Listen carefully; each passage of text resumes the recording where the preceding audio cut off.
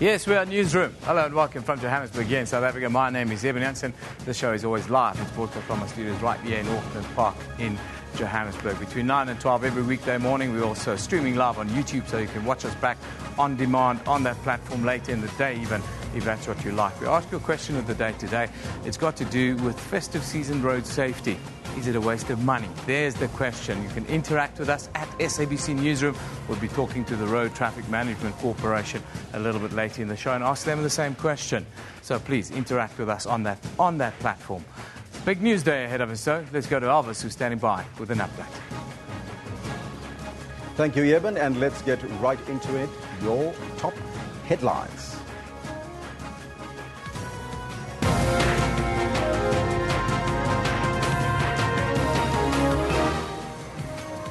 Suspended National Police Commissioner Ria Piecha is now seeking legal advice after a report by the Ministerial Reference Group accusing her of the SAP's financial losses and treating some senior police members with prejudice and discrimination.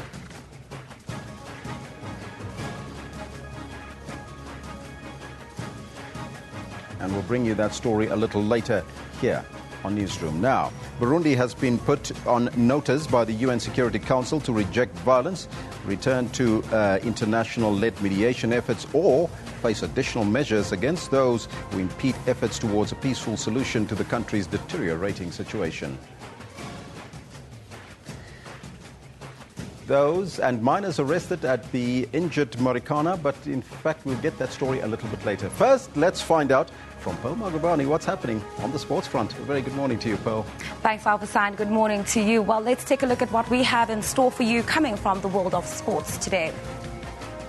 The results from last night's Africa 2018 FIFA World Cup qualification. We'll take a look at those as well as tonight's fixtures.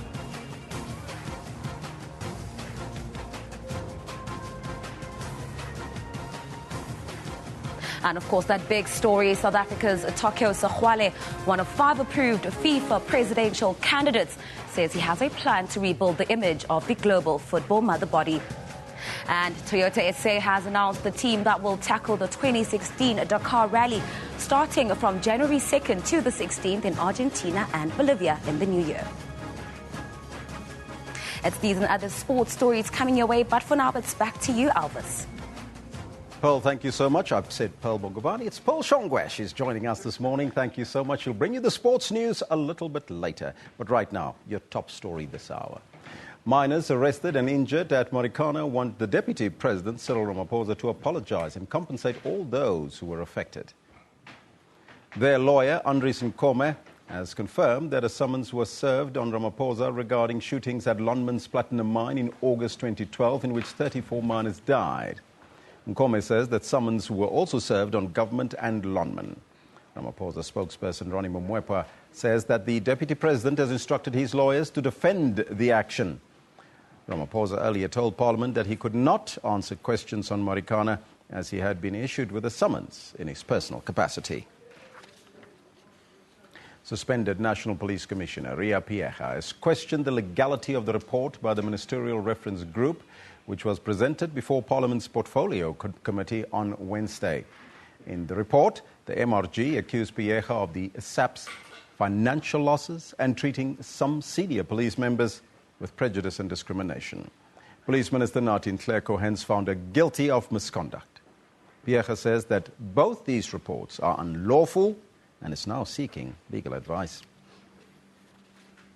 If you are going to go out public and stand out there and say somebody is guilty of perjury, guilty of criminal conduct, you should have given that person the opportunity to appear before you, to give her the charges, to allow her to present her story, to present her records. That was never done.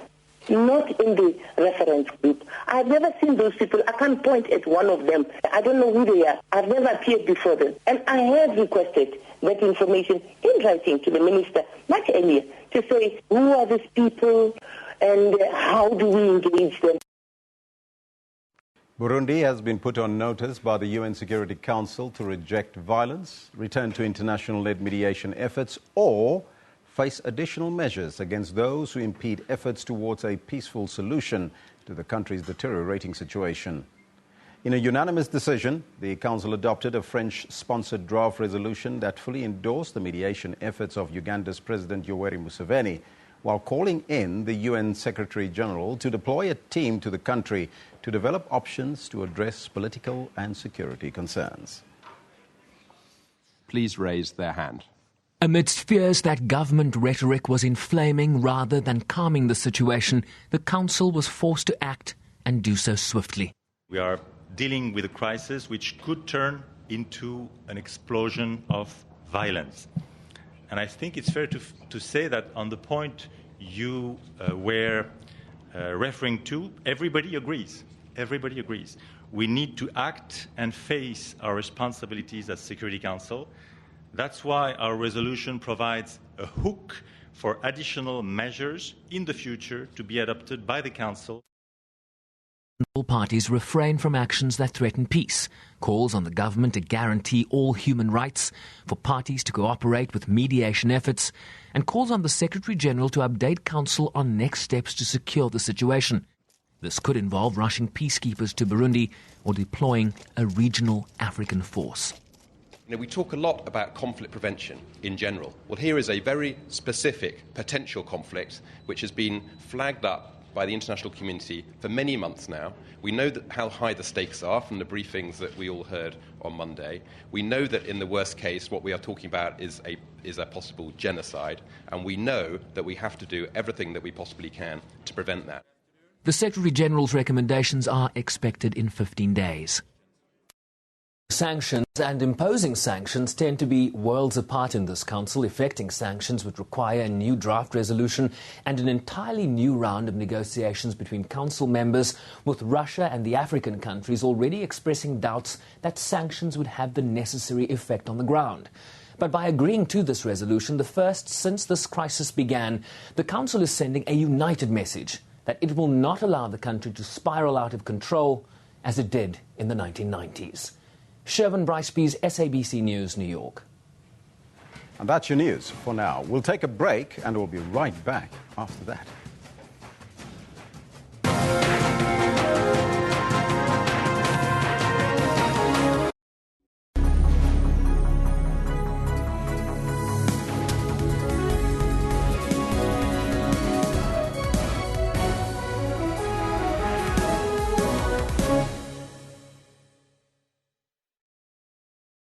At Philips, we wake up every morning and ask, how can innovation make a difference to you? How can thousands of LEDs bring the pyramids to life and light up hearts?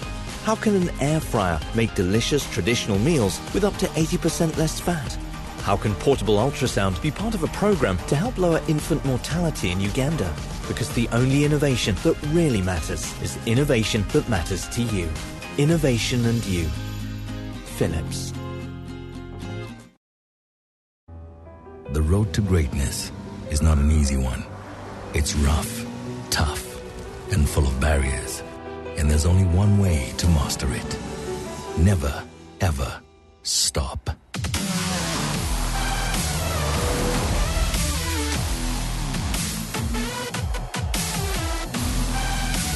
Dauntless. The all-new Audi Q7.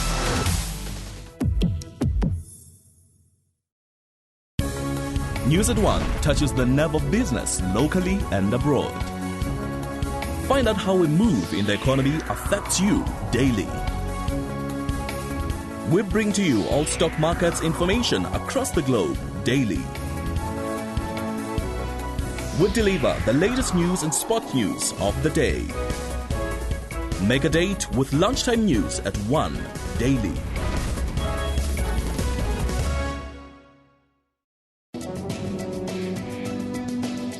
Health Talk looks into the increase of suicide and symptoms leading to suicide. The death wish grows when you go into depression after a lot of stress. And often when we talk about suicide, we don't talk about a person wanting to stop living, but rather wanting to stop living in pain. After losing everything in life that lead you to no options but suicide. I had that spirit of fear in me to say, don't even face tomorrow. After being overwhelmed with stress and trauma, it becomes difficult to have self-control. People learning tools and skills that will practically enable them to meet these challenges. In trying times, never be alone. Reach out for help to a better solution. Support should be done by a counsellor or psychologist where you're able to speak about how you're feeling in a safe, accepting, non-judgmental space.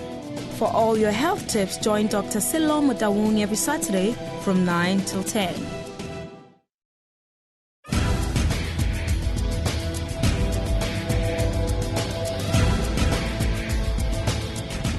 In Africa, mobile devices are tools to make payments, browse the internet, and keep governments in check with social media forums. It's given an average African too much power in their hands. And tech creativity is solving some of the continent's problems. Everything is internet driven. And on Network, we tell you how Africans are using technology and social media in their everyday lives. Join Siphumelele Zondi on Network every Sunday at 19:30 CAT.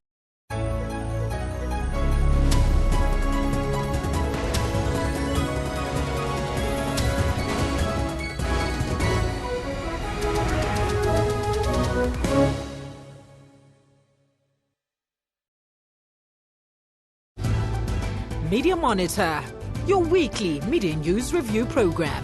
It was squashed some few months back, but obviously this is something that is going to hang around Pravin until it is actually dealt with. If he didn't know, then he wasn't doing his job.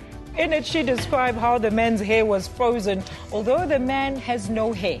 Is anybody volunteering to go to jail for him? That is not how the law works. This particular matter makes us really look like a serious banana republic. Unpacking headlines and giving analysis on topical issues. Sundays at 9 a.m. only on the SABC News Channel. Get all the latest news from the SABC's online news services on our website. Breaking news and in-depth coverage of everything from business, sports to politics and lifestyle. Catch the top news clips and watch live streaming of major news events on the SABC News YouTube channel whenever. Stay connected on the SABC News Facebook page and have your say on news that matters to you. And for the latest headlines and live updates from our reporters, follow us on Twitter. SABC Digital News, anytime, anywhere.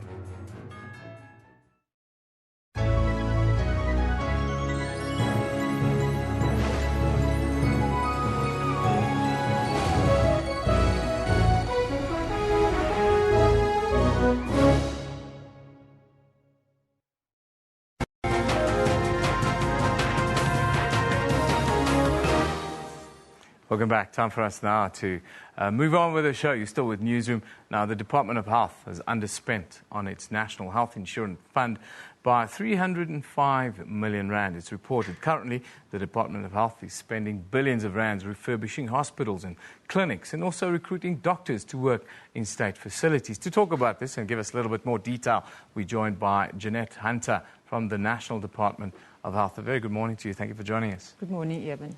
You're welcome. Are you concerned about the underspend? And if so, do you have a plan to resolve this going forward? We were concerned at the time, and so we took the necessary steps to improve on that. And so we have, because you are reporting on figures for the 2014-15 financial year, which means figures up to the end of March this year. So we were underspent by the number you've just quoted now, and that was in terms of contracting general practitioners. So the money was allocated for contracting doctors from the private sector to come and assist with services in our clinics. And so, yes, the doctors came on board very slowly. Unfortunately, they were concerned about conditions in our facilities. They were complaining about the lack of space, lack of equipment, and also sometimes reports in the media on a shortage of medicines scared them away. But as soon as some of them came on board and found out that the conditions were actually not that bad, we also undertook activities such as providing additional consultation space within the facilities. We used what's called in the built environment innovative building technology to put up consulting rooms quite fast. And so doctors started signing up slowly. We didn't reach the numbers we wanted to during that financial year. But this was improved by improving the conditions in the clinics. Yeah. And also by designing an orientation program for the doctors, because they weren't certain what was expected of them in the field. And once we'd done that, the doctors came on board. And so this year, 15-16, we are on track with our spending. Well, just looking back, you mentioned some of what are some of the other factors that maybe is not so well known that causes an underspend? So in this case, it was really the fact that the money was set aside for a certain number of doctors. We even had a target in our annual performance plan for the number of doctors we were hoping that would come on board, looking at the number of clinics in the NHI pilot districts, because we're talking about the NHI pilot districts here.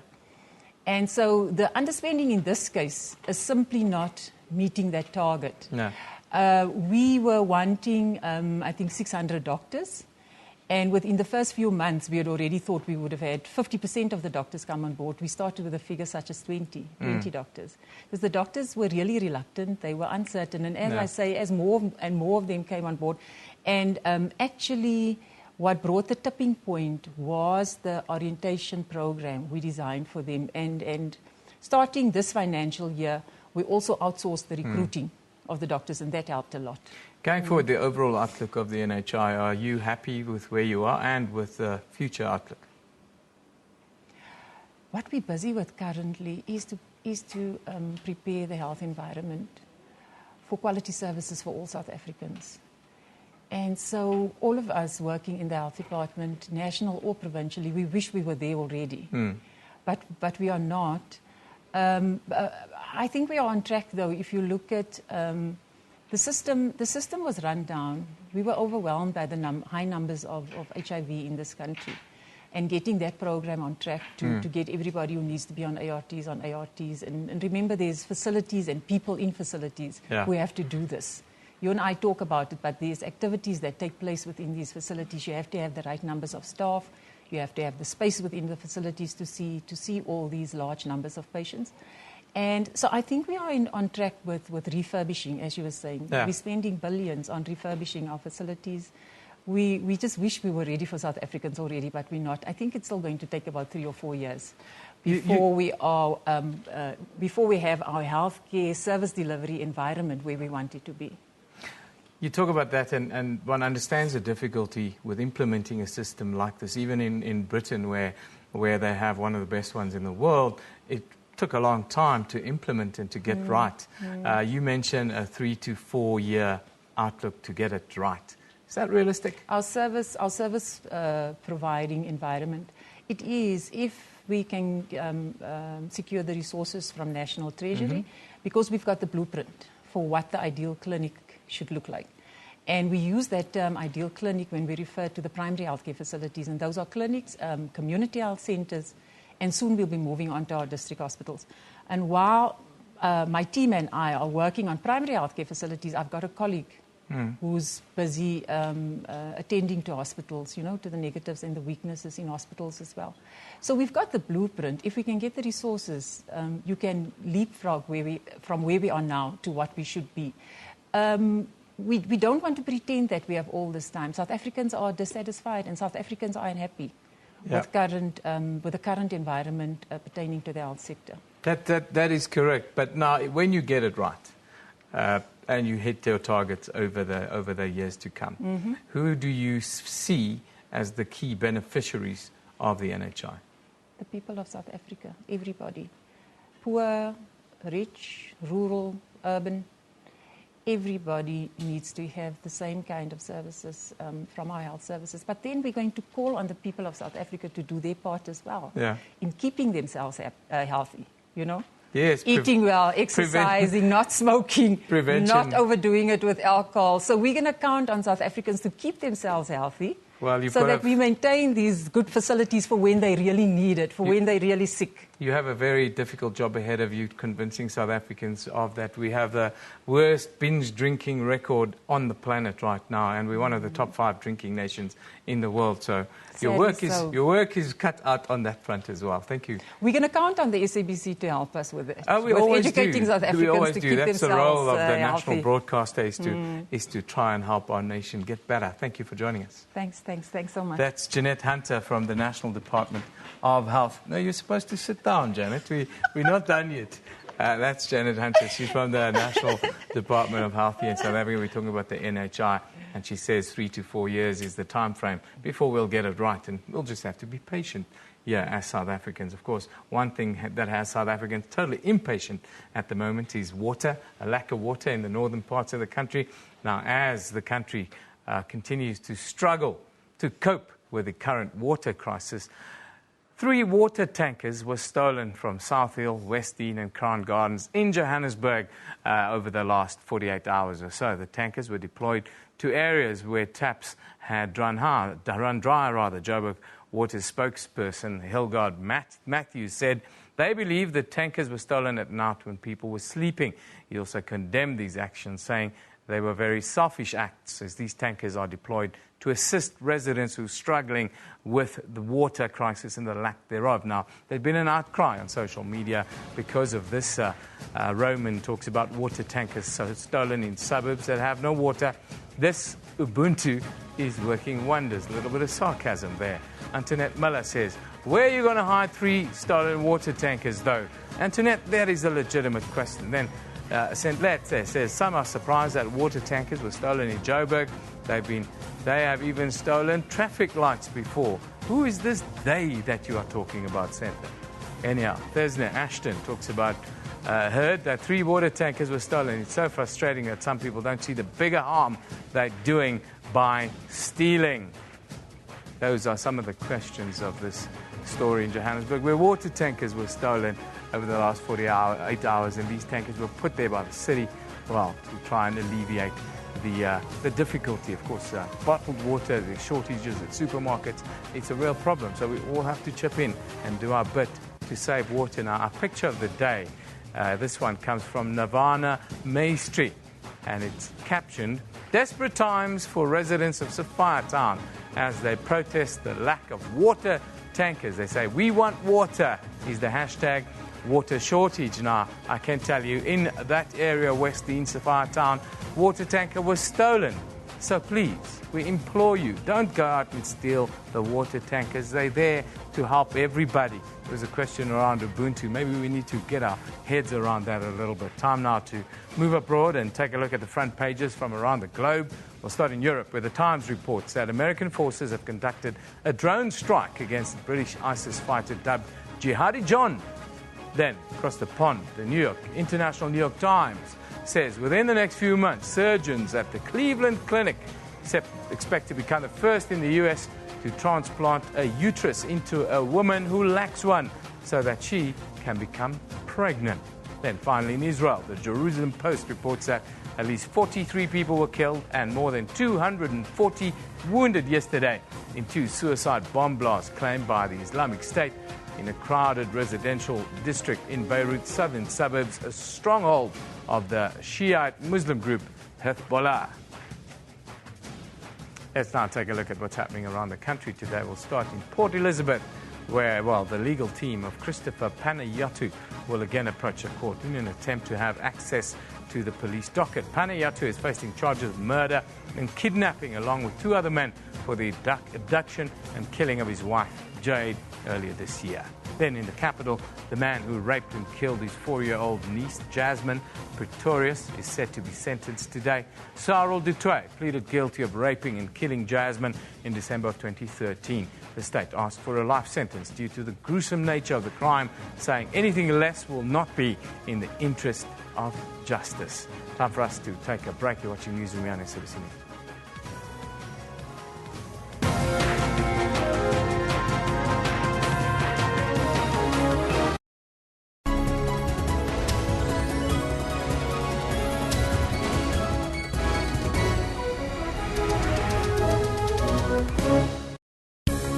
News at 1 touches the nerve of business locally and abroad. Find out how a move in the economy affects you daily. We bring to you all stock markets information across the globe daily. We deliver the latest news and sport news of the day. Make a date with lunchtime news at 1 daily.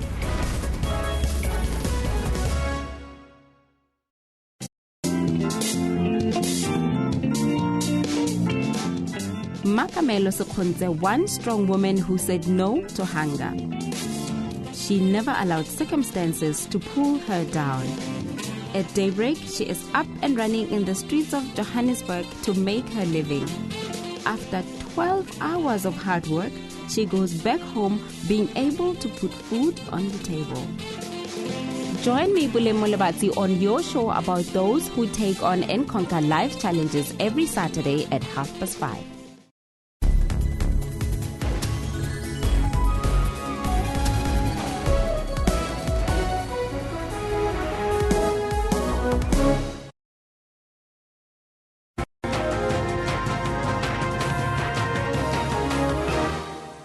Welcome back here with Newsroom now for young people who are making a difference. Rhinos were once abundant throughout Africa and Asia with, well, approximate worldwide population of about 500,000 in the early 20th century. However, despite intensive conservation efforts, poaching of this iconic species continues to increase, pushing the remaining rhinos closer and closer towards extinction. Now, in recent weeks, at least 71 elephants have also been poached, but a group of young South Africans have done their part in raising awareness on this very important issues. Last week, they set off for a 10-day trip geared to highlight and educate the Vietnamese youth, as well as joining in the many activities and high-level meetings on the issues of poaching. Now, joining us in studio today is 15-year-old founder of Children for Conservation and the Youth Board Director of One More Generation, Monique Theron, is with us, and then the representative of Protect Rhino, Pelisa Macholo, is with us this morning. Very good morning, guys. Good morning. Good morning. Nice to have you back. It's nice to see young people going out and making a difference. But Monique, if I can start with you, let's talk about when you got to Vietnam and you started to interact with young people there. Are they aware of the issues that we are facing with poaching, the high numbers? What do they know about ivory and rhino horn there? Lots of people do know about what's happening, but there are also a few who don't know what's happening, but we're very surprised to find out what's actually happening to our rhinos, and we're shocked to hear the brutal killing that our rhinos go through. And I found that lots of them are extremely interested to know more about what's happening once we actually tell them what's happening. And most people in Vietnam do know that rhino horn is made out of the same substance as your hair and nails, which I was quite surprised to find out. So they do know that it doesn't have any medicinal properties, but they mainly use it as status symbol. Yes, that's what my research has shown me. Just tell me about your interaction with young people there, Pelisa. It must have been quite an enriching experience, but status symbol. In Vietnam, what I've read is that some people just want to show it in their house that they can afford the most expensive thing that money can buy. Yes, it's true. They do that.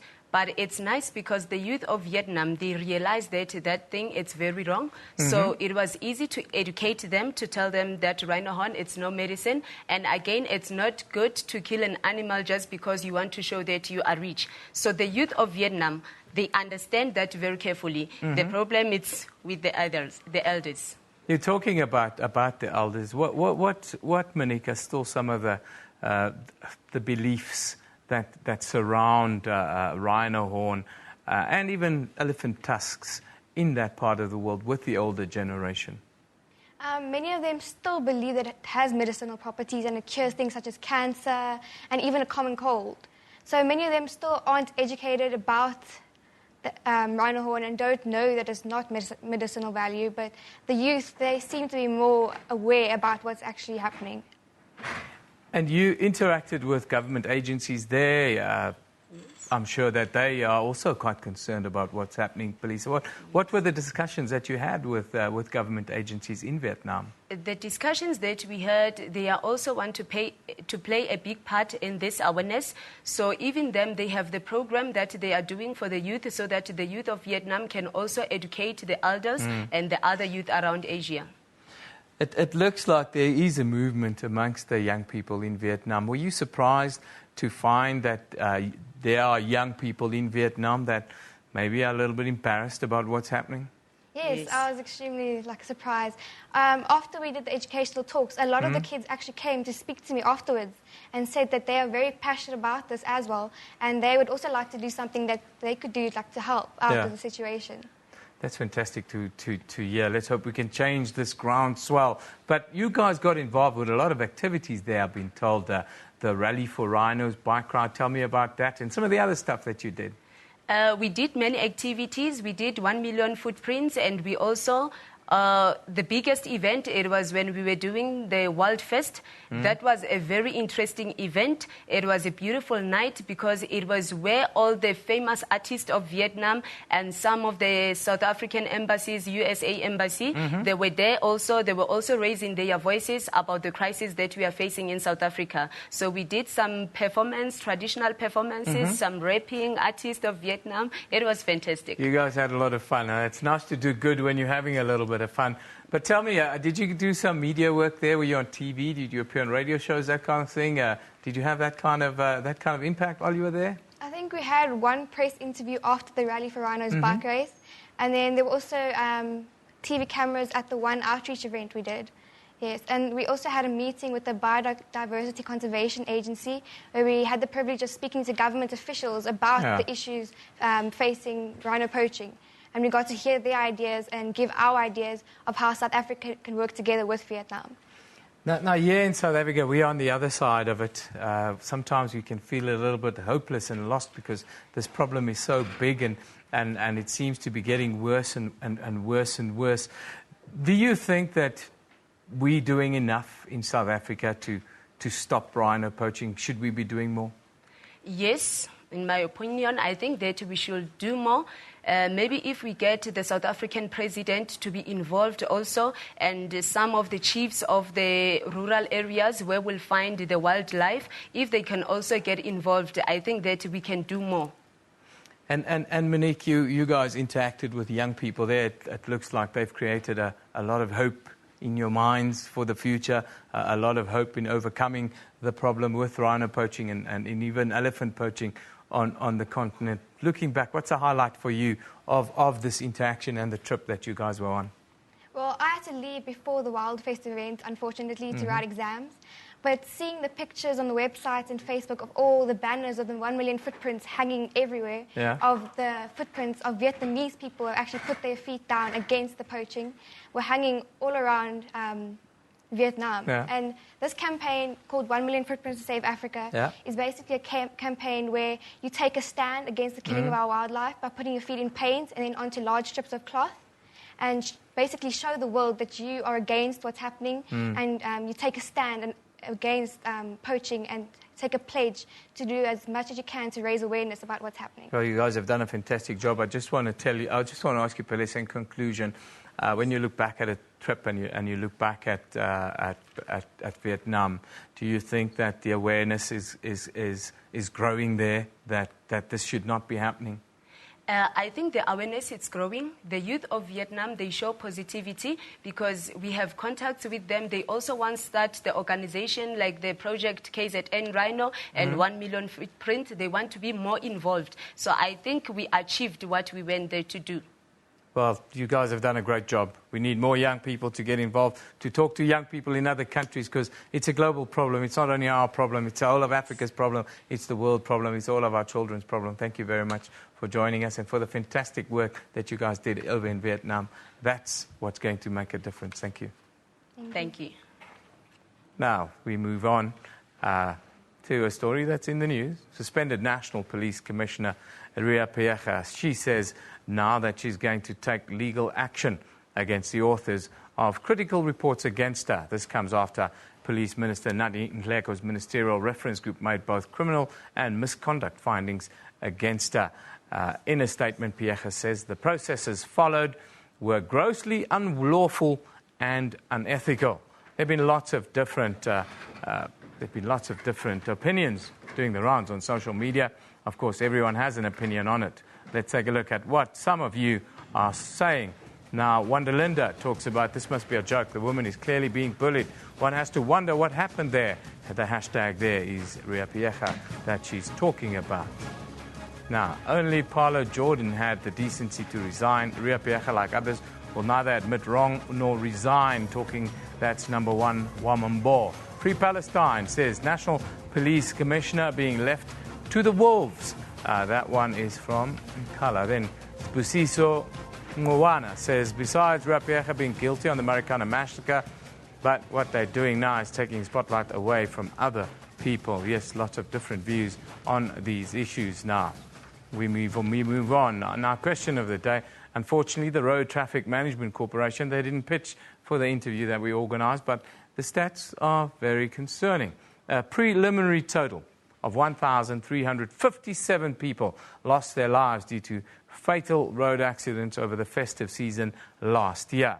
This is only a slight decrease from the 2013 figure of 1,465. The number of fatal accidents from December 1, 2013 to 7 January 2014 lowered, well, from 1,147 accidents compared to last year's 1,221. KwaZulu-Natal and Gauteng had the highest number of incidents. The Northern Cape had the least amount of incidents. Mpumalanga reported a decrease in road fatalities in the recent festive season. The province recorded 567 accidents and 109 deaths compared to 591 accidents and 100 deaths the previous year. That was in 2012. Now, the numbers seem to be staying around the same. Just between 1,000 and 1,500 people dying every festive season. We ask you the question today. Here it is. Are we wasting our money? Are we wasting our money with these? Are they working? What are your views? Should we change the strategy when we deal with road safety? Should we look at a completely different strategy instead of just having police officers stand next to the road?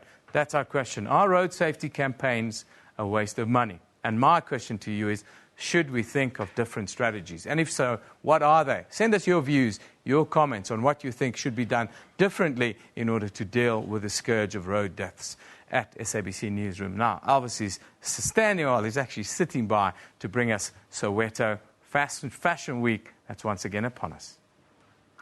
Thank you, Yevon. Yes, and Soweto Fashion Week is once again upon us. And this year's exciting spring-summer season will be showcased. Now, the event will start on the 19th of November. Make a note, the 19th of November. It will run for 3 days. Soweto Fashion Week will present the double S16 fall with fresh upcoming young designers and models. But this event is not only about the glamour, but has a strong focus on incorporating our young designers and models. Now, to tell us more about the Soweto Fashion Week, joining us in studio is the founder and managing director of the Soweto Fashion Week, Stephen Manzini. A very good morning to you. Morning. Thank you very much. As well as the manager of Darling Hair, Debbie Olorto. Debbie, a very good morning to you. Good morning, Elvis. Okay, now, first and foremost, Stephen, let's start off with you. Tell us about this year's theme and what is it all about? This year, we continue our theme, Black-White Effect. We're trying to we are actually uplifting designers and models from different backgrounds, disadvantaged and those who are not even disadvantaged at all. Mm-hmm. This is why we've taken a stance for the Black-White Effect. We're trying to say, no, we're not just focused on, a certain racial group. We are, open-minded in terms of and trying to target different markets and different kinds of people to uplift. So bringing black and white together, that's what a theme is all about. And looking at the trends, what we will be seeing this year in terms of making the headlines there? Well, the season is SS16, which is spring-summer collection. You can look forward to a lot of vintage a lot of Kasi and a lot of African prints, incorporating that whole, Kasi vibe in Soweto. And yeah, I mean, the trends are going to be trend setting. I mean, that's what we do. We trend set, we showcase things that, you wouldn't normally see at other platforms. Yeah. Now, Debbie, as the marketing manager for Darling Hair, you'll be there at the Soweto Fashion Week as well. How do you keep up and how do you keep it homegrown here in South Africa? Because there's so many trends internationally that's also happening. Absolutely. I think for us to keep it homegrown, we have a really great technical team that we work with in R&D, young talent, young local stylists that we work with on a daily basis to see what the local trends are. We're very much a pan-African and local company, so it's all about for Africans, by Africans. And keeping it, I think the other point to make is to keep it homegrown is we collaborate with brands like Soweto Fashion Week. Do you fuse that with international trends as well, then? Absolutely. I think it's important to have a look at what the USA and the rest of the world are doing. Their hair market is substantial in the USA, and it's important for us to see what's going on. But we definitely do like to keep our own touch and our own piece of Africa in terms of the styles that we do and what we showcase. Now tell us about some of the work that you'll be doing in terms of hairstyles for the show. Every model on the ramp that you will see, and I'm talking across gender, so we will do every female, every male's hair on that ramp will be styled by our team of stylists from Darling Hair. And we will also be showcasing our own collections on each of the nights, so just something really avant-garde and off the wall to showcase what the Darling Hair pieces can actually do and how beautifully you can accessorize as a woman. Now, Stephen, early on, we talk about the aim of the event, and that is really also to empower young people. Yes. What are you doing in the run-up to the event to empower youngsters that want to get into the field of fashion and design? And Okay, Soweto Fashion has grown beyond just being twice a yearly event. We do operations throughout the year. Oh, so it's twice yearly? Yeah, it's twice. Okay, yes. Yeah, summer and winter. So in between that time, we also have other activities, programs that we've partnered with different NGOs and government organizations in terms of teaching designers that there's also a business side of fashion. It's not just creating something that is, fabulous, but you can also, eat out of it and turn it into a business.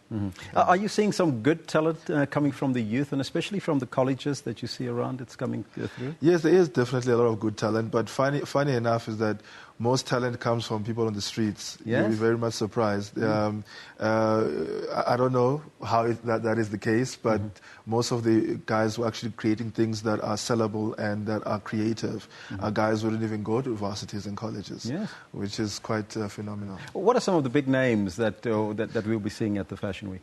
Well, we have our own big names because... Yes, that's what I'm asking. Yes. Yeah, actually, that's what I'm asking. You're going to see Love Beats Cafe. You're going to see Smarties. They're quite big in Soweto.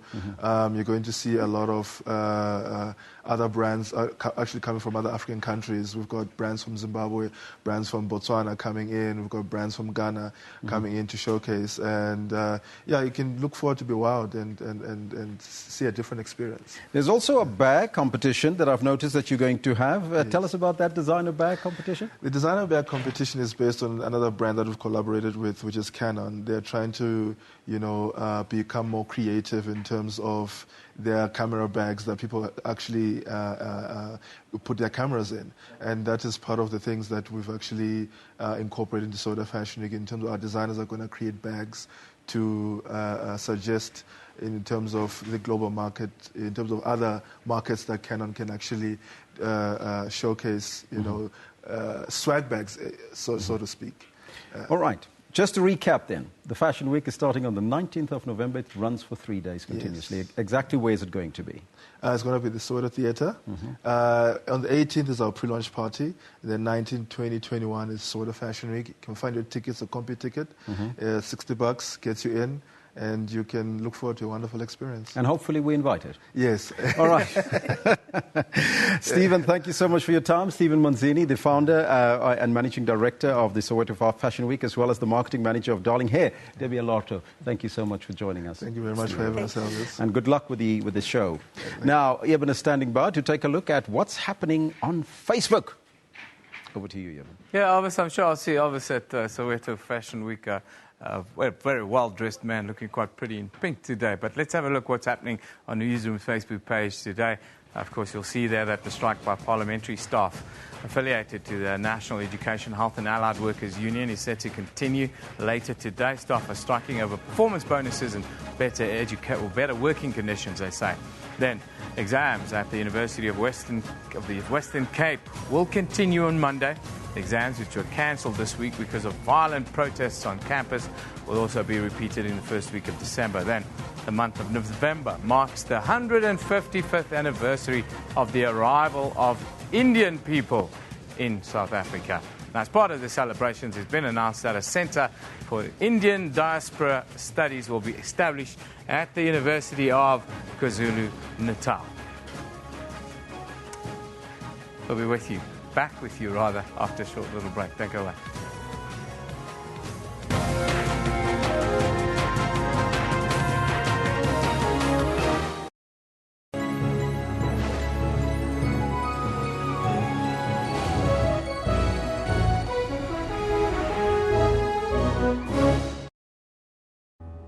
The road to greatness is not an easy one. It's rough, tough, and full of barriers. And there's only one way to master it. Never, ever stop.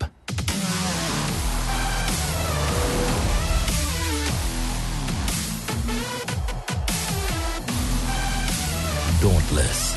The all-new Audi Q7.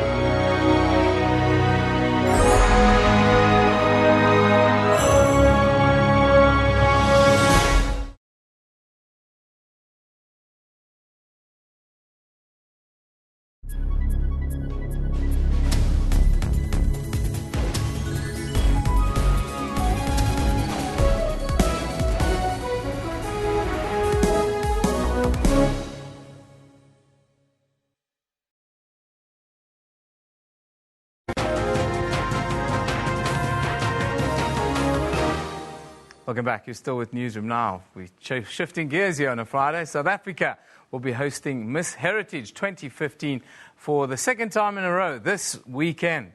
Miss Heritage is a global beauty pageant that promotes tangible and intangible heritage. The pageant, which has over 50 countries currently franchised to participate at its world finals, and it's partnered with a women empowerment organization called We for We, based in India. Now, for more on the pageant, we are joined in studio by the president of Miss Heritage, Nhlanhla Shabangu. Also, Miss Heritage South Africa, Zippo, is with us here this morning. But Nhlanhla, let's talk to you first. Tell us about the event. Tell us about the outlook for the weekend. Of course, we have all these very beautiful ladies with us today, but what's your expectation this weekend?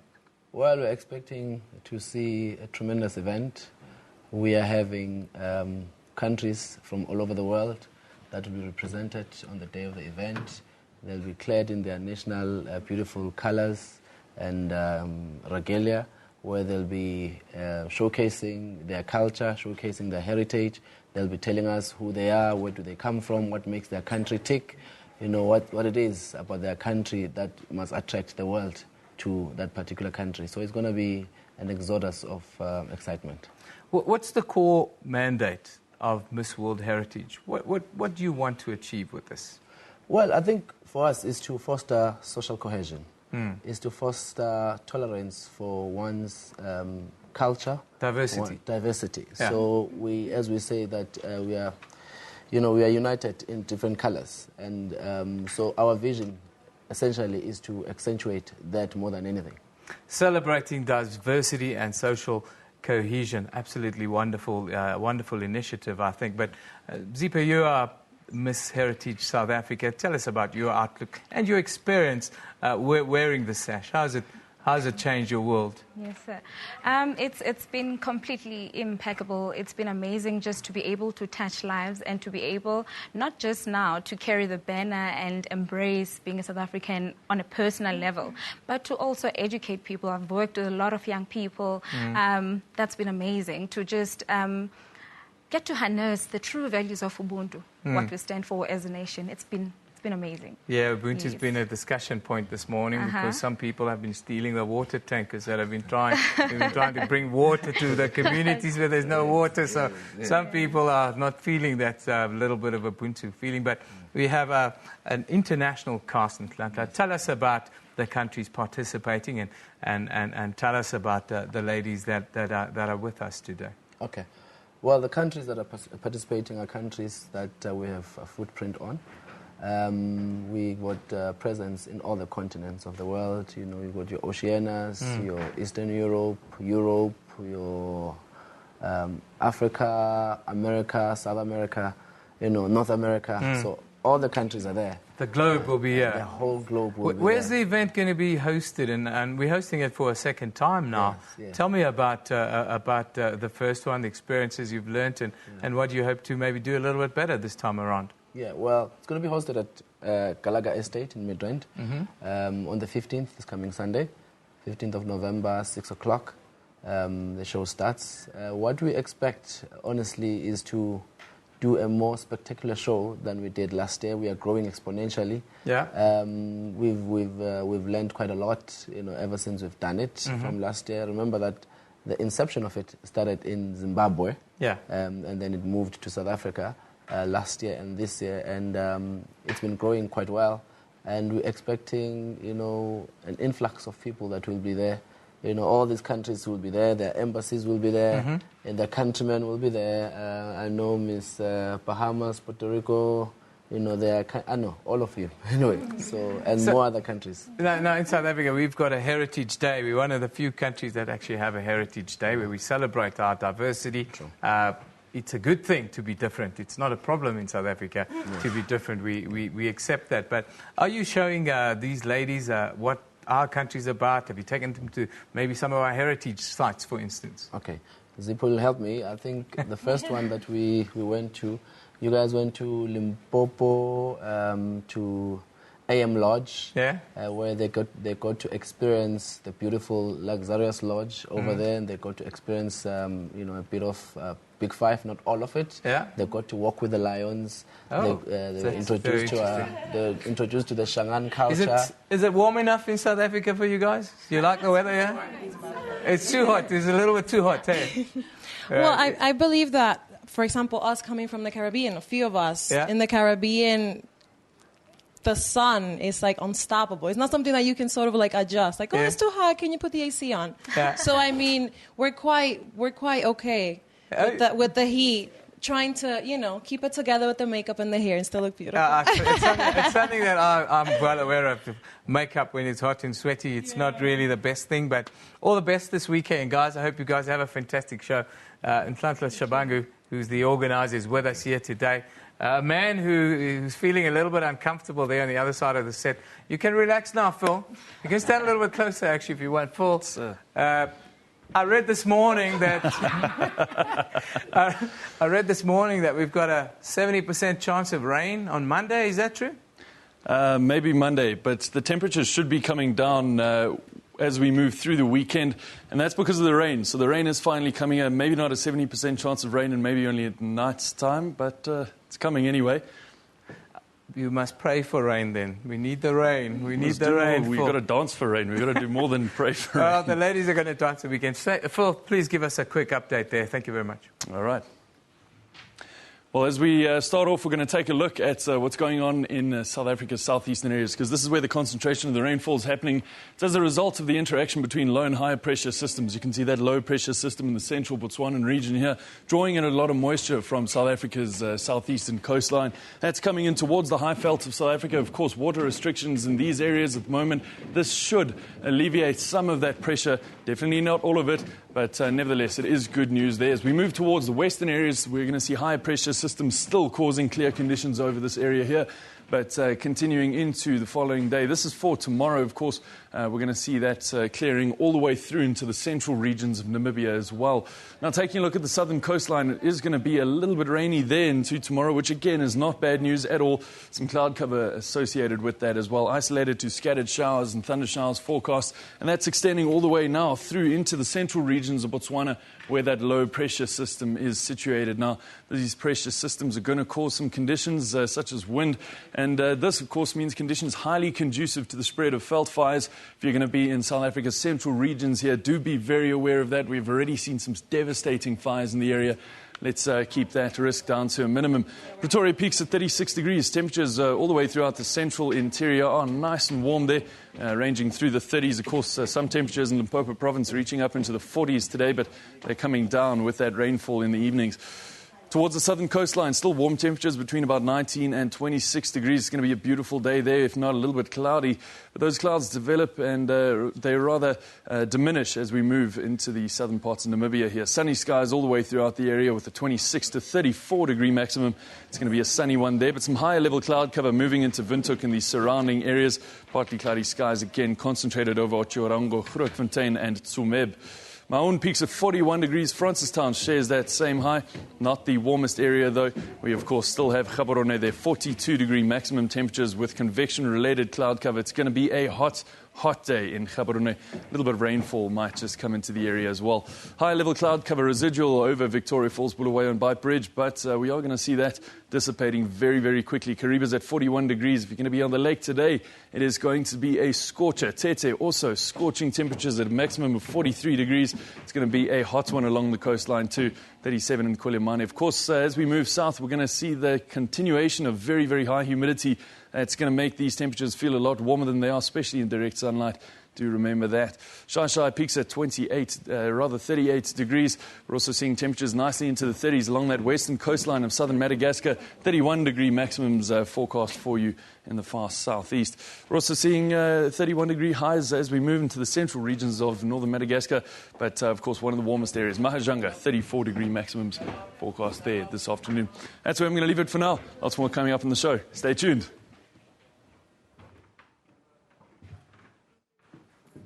Thank you very much, Phil. Before we go to top of the hour, just quickly, road deaths. Of course, here we see the number of car accident fatalities per province. Now, the highest one, this one shows Gauteng and KwaZulu-Natal. As always, that seems to be a problem down the N3 highway. There is Western Cape over the festive season, Eastern Cape as well. This leaves us to ask you the question. The numbers seem to stay the same every year.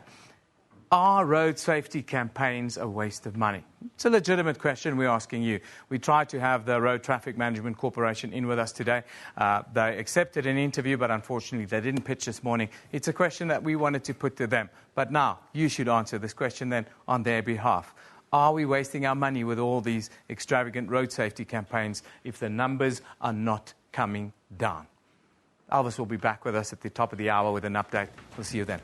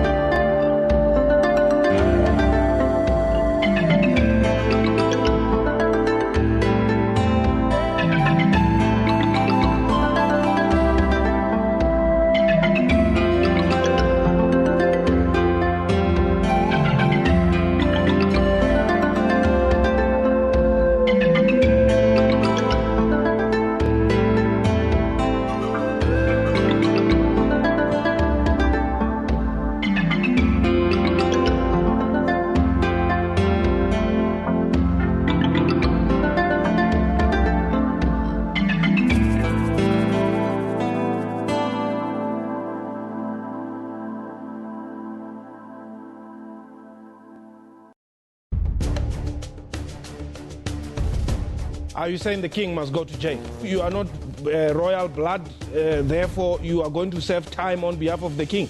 Where does the public protector stand on this matter? Are you with the marches, for the marches, against the march?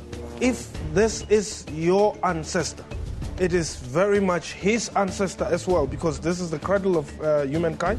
Is there God somewhere in your science? Drinking the blood of a person with albinism gives extra magical powers. A man of the cloth is involved here because it would mean that somehow religion is being brought into this part of the myth. What do you say to that? Watch Question Time with me, Mpho Tsedu, Monday to Thursday at 5:30 p.m. on the SABC News Channel.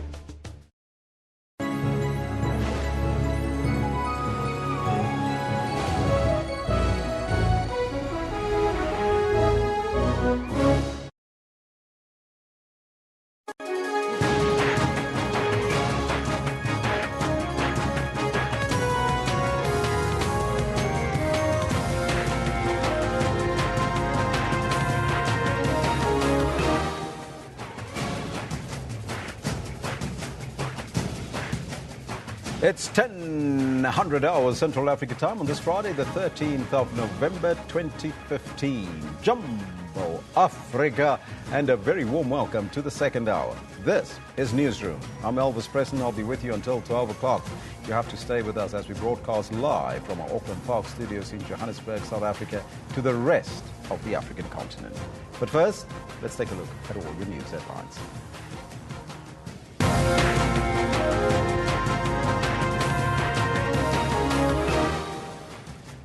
Miners arrested and injured at Marikana want the Deputy President, Cyril Ramaphosa, to apologize and compensate all those who were affected.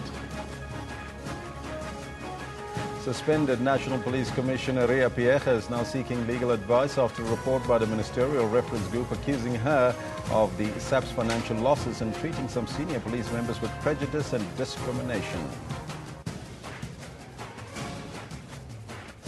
And Burundi has been put on notice by the UN Security Council to reject violence, return to international-led mediation efforts, or face additional measures against those who impede efforts towards a peaceful solution to the country's deteriorating situation. These are some of the stories coming up. But before we get to our top story, first let's find out what is happening on the sports field with our sports anchor, Pearl Shongwe, standing in for Kendall Makamate. A very good morning to you, Pearl. Good morning, Elvis. Thank you so much. Well, let's take a look at what we have coming up from the world of sports today. The results from last night's Africa 2018 FIFA World Cup qualification. We'll take a look at those as well as tonight's fixtures.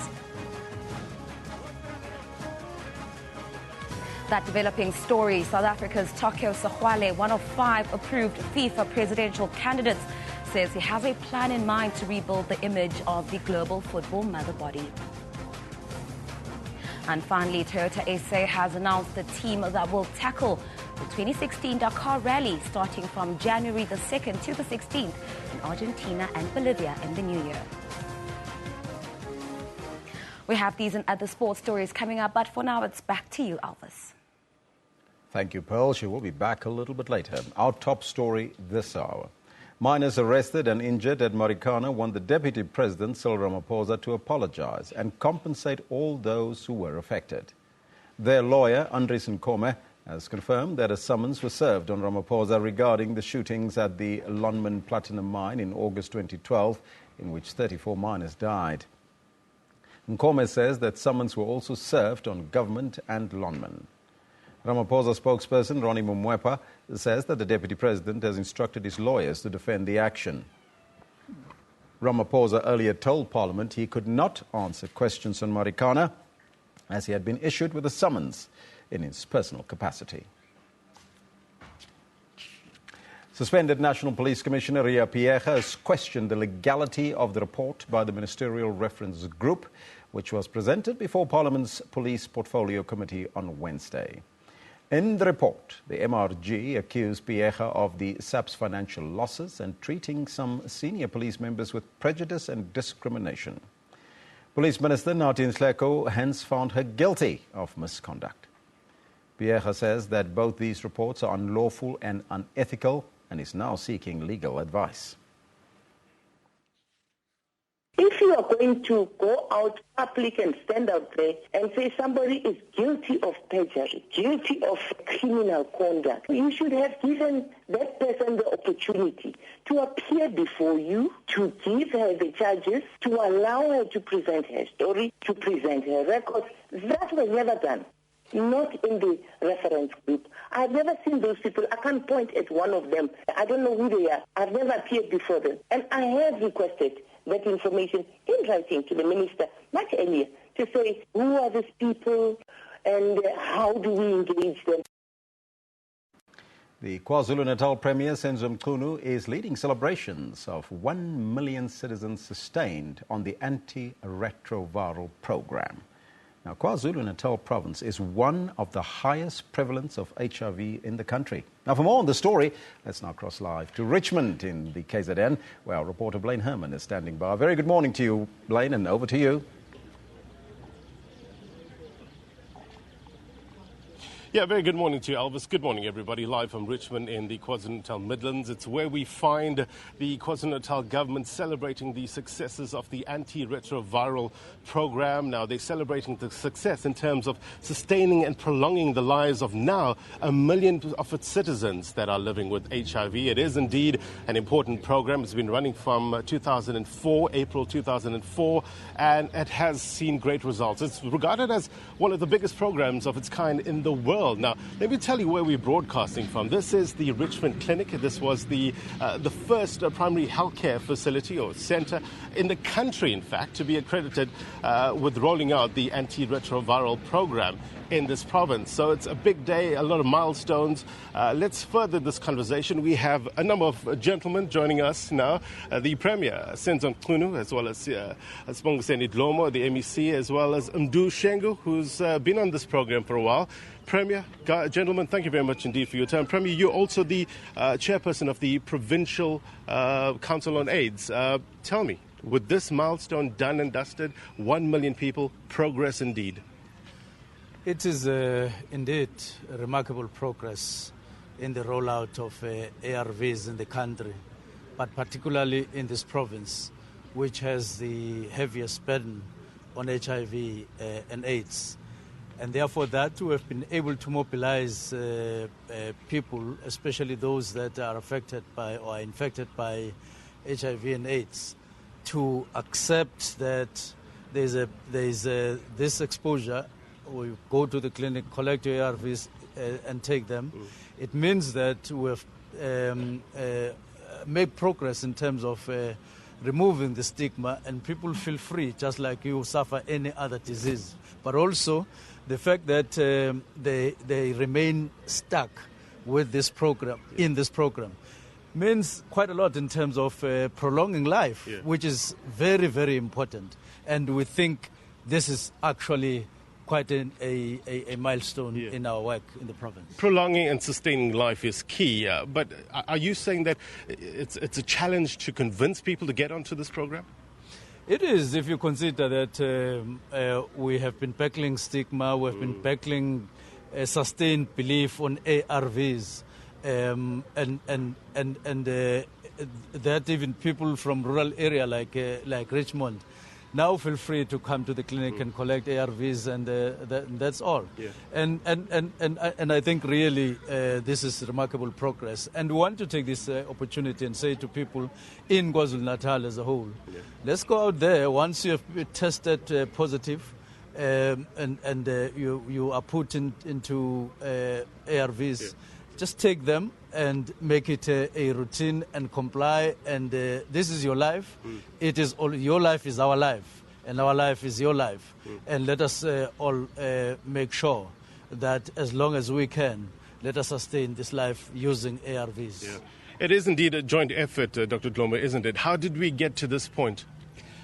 We want to actually thank our Honourable Premier for being part of us today, because there is no Premier in the country who can actually be in such a celebration.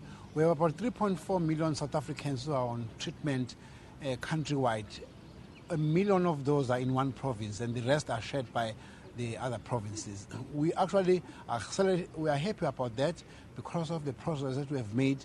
Part of the progress was because of what we know called roving teams. We said in those established hospitals, let us get a nurse, a doctor, and a pharmacist to travel out into the countryside and establish and start initiating patients on treatment far away from the center, which were hospitals. And now we have a success story of nurses who are able to do this on their own. Part of the national rollout was a program of NIMAT, Nurse-Initiated Management of ARVs. Yeah. We are very excited about that because doctors are very few and far between. Now, you can't rely on doctors to massify a program this magnitude. Yeah. For this, we actually give our commendation to the nurses and all our healthcare professionals who have been the pillars of this program that has actually gone out in the country. By the way, I might as well mention, because of the success story that we can count, we don't have any waiting patients waiting to be initiated. Yeah. We are yesterday we diagnosed you that you are HIV positive. We prepare you for the treatment. The next day we start you on treatment. That is actually a very big step going forward because patients now don't have to wait too long to be started on treatment. So you're saying there's no patient HIV infected with HIV that is on the waiting list in terms of getting antiretrovirals in KZN? That is why we really want people to take the call of our premier that come forward, let's test you. When you're testing HIV positive with the CD4 count of 500 and less, we will initiate you immediately so that people can live longer. We don't have waiting lists in the province now. Let's put a face to the success story, what we're talking about. Mdum Shengo joins us now live. Thank you very much indeed for your time. Let's just get a sense. You've very kindly agreed to be on camera to talk about your story. Tell us about your story. When were you diagnosed? I'm diagnosed in 1993, in June 14. 1993? 1993. And how has life been for you since diagnosis? No, life is very nice and nothing's wrong. I'm happy, I'm healthy. Yeah. I'm old, I'm right. So you were diagnosed in 93. When did you get onto the program? In 2004? No, I started the ARVs on 2008. Yeah. Because my CD4 count is 215, but viral load is 11,000. Yeah. It's high viral. That's why I'm starting ARVs in 2008. But last time I'm taking a treatment like NH and Patrim. Yeah. Yes. So life has been good in terms of ARVs, being on this program. How has it exactly changed your life? It's a nice question. It's nothing. I'm very healthy. Yeah. And I'm exercise and all things right. Yeah. But if you are HIV, you are not the enemy's sampled. Yeah. You are a human being. Yeah. No, great. And best of luck to you in terms of your health and, in being on this program, Premier, I guess this is the result we're talking about, isn't it? We're talking about success stories like Mdu. Stress the importance, finally, just to wrap up, the importance of testing early and getting on programs like this. Just a few minutes ago, we were in a room where another patient was being seen by a nurse who attained training from 2011, and she's now an expert, which means that right here where people live, people are able to access ARVs, access testing, access treatment with dignity, with all the knowledge that they give you so that they prepare you as part of that. Okay. Now, all of this means that we have made progress in terms of accessing people to health services, which is key in any developing country, that people must access health centers and health services. And that we're here today speaks a lot in terms of where we are in terms of progress that we're making as a province. Gentlemen, thank you very much for your time. All the best for today. There's a big program happening in this area to celebrate this 1 million people that are living with HIV that are on this program, this antiretroviral program. And I guess the message is there is life after an HIV diagnosis. That's how we'll wrap it up from Richmond. It's back to you, Elvis. Thank you, Blaine. Here at home in Johannesburg, a section of the M1 highway near the Grayston off-ramp where a footbridge was under construction collapsed will be closed for a few minutes this morning for a cleansing ceremony. 2 people died and others were injured after the bridge collapsed onto the passing cars, including a taxi. The Great Walk Bridge that was being constructed by Murray and Roberts collapsed last month during the Eco-Mobility World Festival. Investigations into the cause of the bridge collapse are still underway. On Thursday, the Johannesburg Development Agency said it had been given permission by the Department of Labour to resume construction of the dedicated pedestrian and cycling bridge at the Grayston off-ramp. The cleansing ceremony by religious leaders in partnership with the Johannesburg Metro Police Department and motorists are advised to use alternative routes as there will be a temporary road closure on the M1 northbound and southbound carriageway from 10 o'clock this morning until 10:15, which is just after that minute now. President Jacob Zuma and his counterpart from Botswana, Namibia, Lesotho and Swaziland have inaugurated the headquarters of the oldest customs union in the world. The Southern African Customs Union is facing a myriad of challenges, exacerbated by the worst drought to hit Southern Africa in decades. President Jacob Zuma and his counterparts from Botswana, Namibia, Lesotho and Swaziland inaugurate the headquarters of the oldest customs union in the world. The Southern Africa Customs Union, SACU, is facing a myriad of challenges due to the global economic recession and the worst drought to hit Southern Africa in decades. Some economists have also questioned the value of South Africa's participation and financial contributions to SACU. President Jacob Zuma says SACU remains as relevant today as it was over 100 years ago. He says it's now up to the member states to be creative in coming up with ways to mitigate the impact of the global economic meltdown. Now, if there were some people who might be doubting, for an example, that is South Africa really keen, given many, many other things, because it's, besides its history and its age, it's an important link, very important to very unique countries, that you have this link, be innovative, develop the strategies that will make these countries, because their economies are very much intertwined.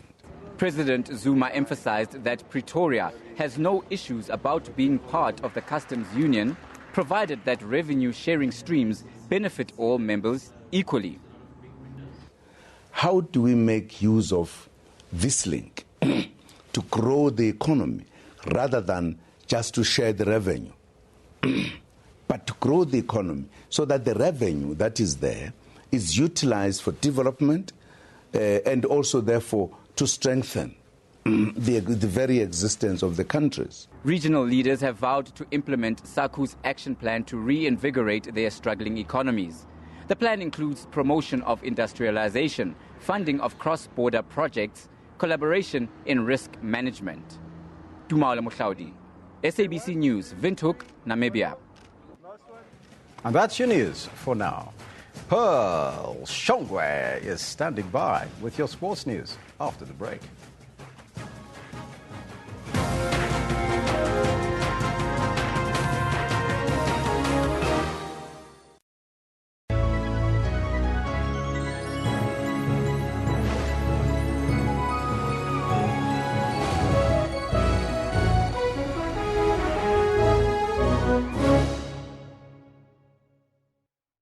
SABC News. We report, contextualize and present news and current affairs honestly, fairly and fully.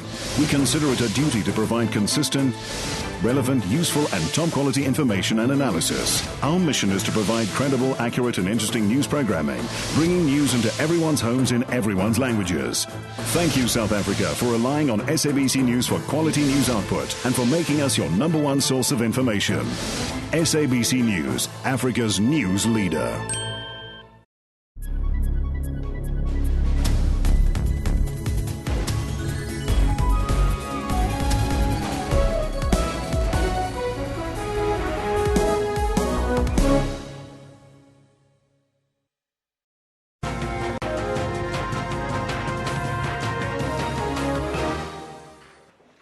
In your sports, Farouk Mia's second-half strike handed Uganda a 1-0 win over Togo in the 2018 FIFA World Cup qualification second round first leg game in Lome. Uganda attacked Togo from the first whistle in search of the opening goal, but they had to wait until 5 minutes before the break. The home side were awarded a penalty 9 minutes into the second half. However, Onyango denied Mathieu de Sevi from the spot kick. Farouk Mia was unfortunate not to double Uganda's lead after receiving a pass on the edge of the box just after the hour mark. The home side tried to push for the equalising goal in the second half. However, Dennis Onyango made good saves to ensure that his side emerged victorious. And now we take a look at the results from matches played yesterday. Now, Togo losing there against Uganda 1-0. These two sides met for the third time in 13 months. Burundi losing to the DRC Congo. Benin beating Burkina Faso 2-1. Guinea winning against Namibia, and Morocco taking on Equatorial Guinea and taking 2 points away from that game.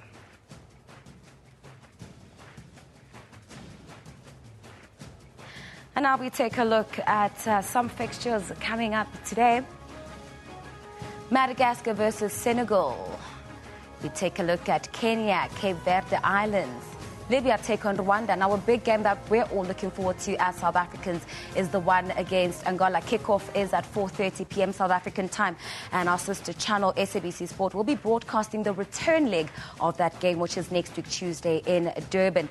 And then a very big one, Liberia versus Cote d'Ivoire, and of course Swaziland versus Nigeria. Nigeria is a big side, and Swaziland coming into this game as the underdogs up against the side that produces some of the very best footballing talent that the world has ever seen.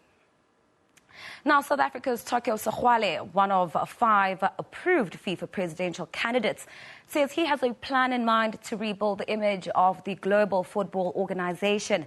The reputation of the governing body has been tarnished with far-reaching fraud and corruption charges. Sexwale explained that transparency, both in decision-making processes and finances, is critical.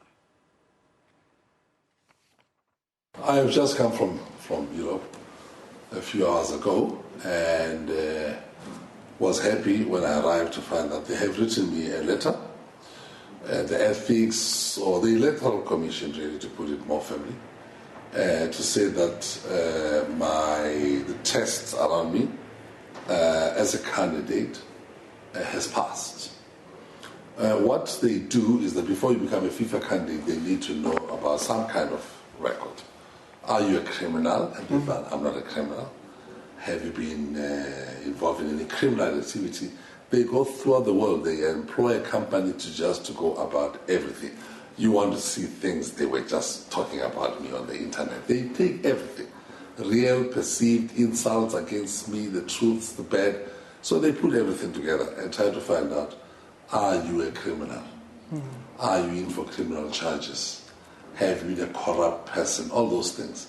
And on the basis of that, then they decide you are good enough to stand as a candidate. And in this case, I was pleased to find that I have qualified as a candidate for FIFA because I faced long charges. I have never been a criminal. But what was interesting, Arjun, was for me now, I was thinking, well, I spent 15 years in prison, so what do I say? And under apartheid, I was the worst criminal. So I did write in my declaration that this is what has happened. But of course, that was not regarded by us as a criminal offense, even though apartheid says you're a criminal, you're a terrorist, you're a bad man. They don't count that because they know that was a human rights struggle. To put it simple, I am more than happy.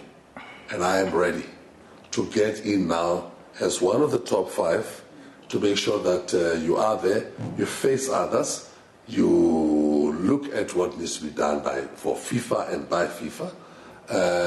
You bring international best practice, good governance. Your manifesto is going to be ready, and mine is ready now. It's going out tomorrow, because I was waiting for this day, and to explain to the people of the world, all 205 countries, or 209 associations, what it is that I will do for football. And in that statement released by FIFA, they did indicate that the Liberian Football Association president didn't make the cut. Without getting into the nitty-gritties of what happened there, do you think that Musa falling out of that race strengthens your chances of becoming the FIFA president, considering that, of course, the Africa Federation has the most number of votes when it comes to voting in FIFA? No, you're not happy to see somebody falling off. There were 7 candidates, and for me, these are credible people. I've known them. These are friends. These are members of FIFA. They've been the executives of football at various times. And, well, I wish Musa well as a fellow African. I think he did very well. He put up his name, by the way, even before I. My name only came 12 hours before the close date of the 26th of February, but that was the last date. And, of course, other candidates like Sheikh Salman from the Far East came at that time. So, well done to Musa, for having come this far. If I was not a candidate, Musa would have been the only African candidate. Somebody had to stand up for Africa. We needed people from Nigeria, from Algeria, from Kenya and so on. But that Africa had decided to do what it did. It's good. So, well done to Musa. Yes, indeed. I now stand as the only candidate for the entire African continent. What a mission. What a task. My fellow Africans are now relying on me. I also hope I can rely on them now when the final count comes in February, that I can say, my brothers and sisters in Africa, for the first time, Africa stood together. People divide us. We're occupied by a number of countries from across the world. Africa has got Francophone, Anglophone, Central Africa, SADC, all these things. And people think that it's the easiest thing, to go to your former slaves, your former colonies, and try to drag votes. This is the game that has been played. That must come to an end. I hope our African brothers this time really rally. I have no doubt rally behind a candidate, and let's go and fight for it. And Toyota SA has announced the team that will tackle the 2016 Dakar Rally, which takes place from January the 2nd to the 16th in Argentina and Bolivia. The race, often billed as the toughest motorsport event in the world, will see 3 Toyota Hilux race vehicles from South Africa take part under the new team name of Toyota Gazoo Racing SA. The latest evolution of the locally developed and built race Toyota Hilux features a new engine and transmission, upgraded suspension and electronic systems, and new bodywork. Dakar veteran Janil de Villiers and his German navigator Dirk van Zitzewitz will spearhead the team, with South African cross-country champions Leroy Poulter and navigator Robbie Howie in a second Hilux. Of course, the competition is going to be very strong, especially from guys like Peugeot and Mini. They've also done a lot of work in their development. But I think we've got a good weapon in the new Hilux to take them on and, to fight for that place on the podium that we still need. And, let's hope we can give that place to Toyota as soon as possible. I'd be disappointed if we didn't challenge to win at some point during the race. And if we can end on that top spot, that would be fantastic, not only for us, but for South Africa as well. Toyota also entered a third vehicle for 2016 to be driven by Saudi Yazid Al-Raji and German navigator Timo Gottschalk. Al-Raji and Gottschalk campaigned a privately entered Toyota Hilux during the 2015 Dakar Rally and impressed all by running in third place until a technical problem halted their progress. The team will have a final test session near Uppington next week before shipping the cars to South America. Hannes Reyneke, SABC News. And that is all we had this hour. Newsroom continues straight after this short break.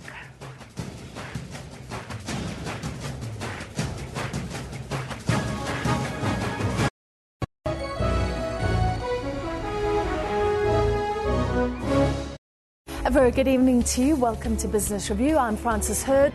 Join us as we unpack each day's top business stories and tell you what matters without the jargon. The general tone of this is interventionist. It's quite sort of, pie in the sky really in some degree. We look at where South Africa's investment opportunities lie. Our relationship with China is based on mutual respect. and bring you top newsmakers and analysts. This is not the World Bank.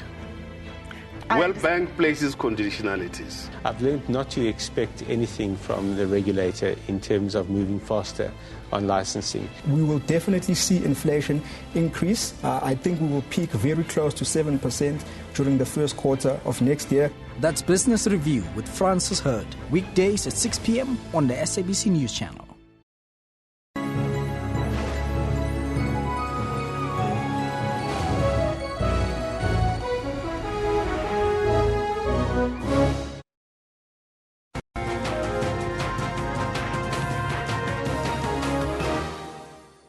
Welcome back. You're still with Newsroom here on SABC News. Time for us now to shift our focus to what is happening on the African continent. Around 25 people have been killed in a Boko Haram attack on a village in southern Niger. Clashes between Islamist militants and members of the army initially broke out late Wednesday after Nigerian fighters killed 5 civilians in Niger's Bosso district. Niger militants then killed 20 of the rebels. Officials say the situation is now under control and are carrying out cleanup operations.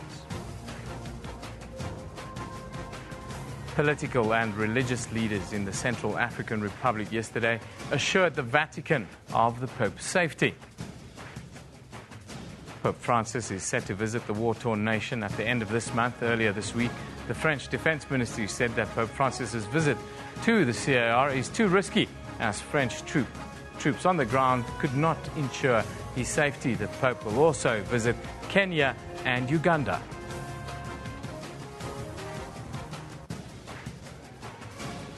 Meanwhile, Burundi has been put on notice by the United Nations Security Council to reject violence and allow international intervention. The nation could face additional measures against those who prevent solution efforts. The decision by the Council adopted a French-sponsored draft resolution. The plan fully endorses the mediation efforts of Uganda's President Yoweri Museveni, while calling in the UN Security Council to deploy a team to the country. Now, in the past 10 years, 700 journalists have been killed around the world while doing their jobs. This is according to UNESCO's report on the annual International Day to End Impunity for Crimes Against Journalists. We have become familiar with some of the cases, namely photojournalists James Wright Foley and Stephen Sotloff, who were captured by the Islamic State and beheaded for the world to see. They were used to make an example of. But there are many more cases just like that. 9 out of 10 cases, the killers seem to go unpunished. Meanwhile, Somalia has topped the list of countries where journalists are murdered and killers go free in the latest Committee to Protect Journalists Global Impunity Index. Of the 14 countries where CPJ says at least 5 journalists have been murdered without a single perpetrator being convicted, 3 of the countries are from the African continent, namely Somalia, South Sudan and Nigeria. Yesterday, Reporters Without Borders Africa representative Claire Kahn-Schreiber joined us via Skype from Paris in France. We asked her what the main reasons are that journalists are being targeted for. Journalists speaking truth to power are a pain in the government's agenda, so they're put in prison for denouncing corruption, be it economic, political, but also in the context of conflicts. Speaking about the conflict, speaking about what the military is doing has become more and more of an issue.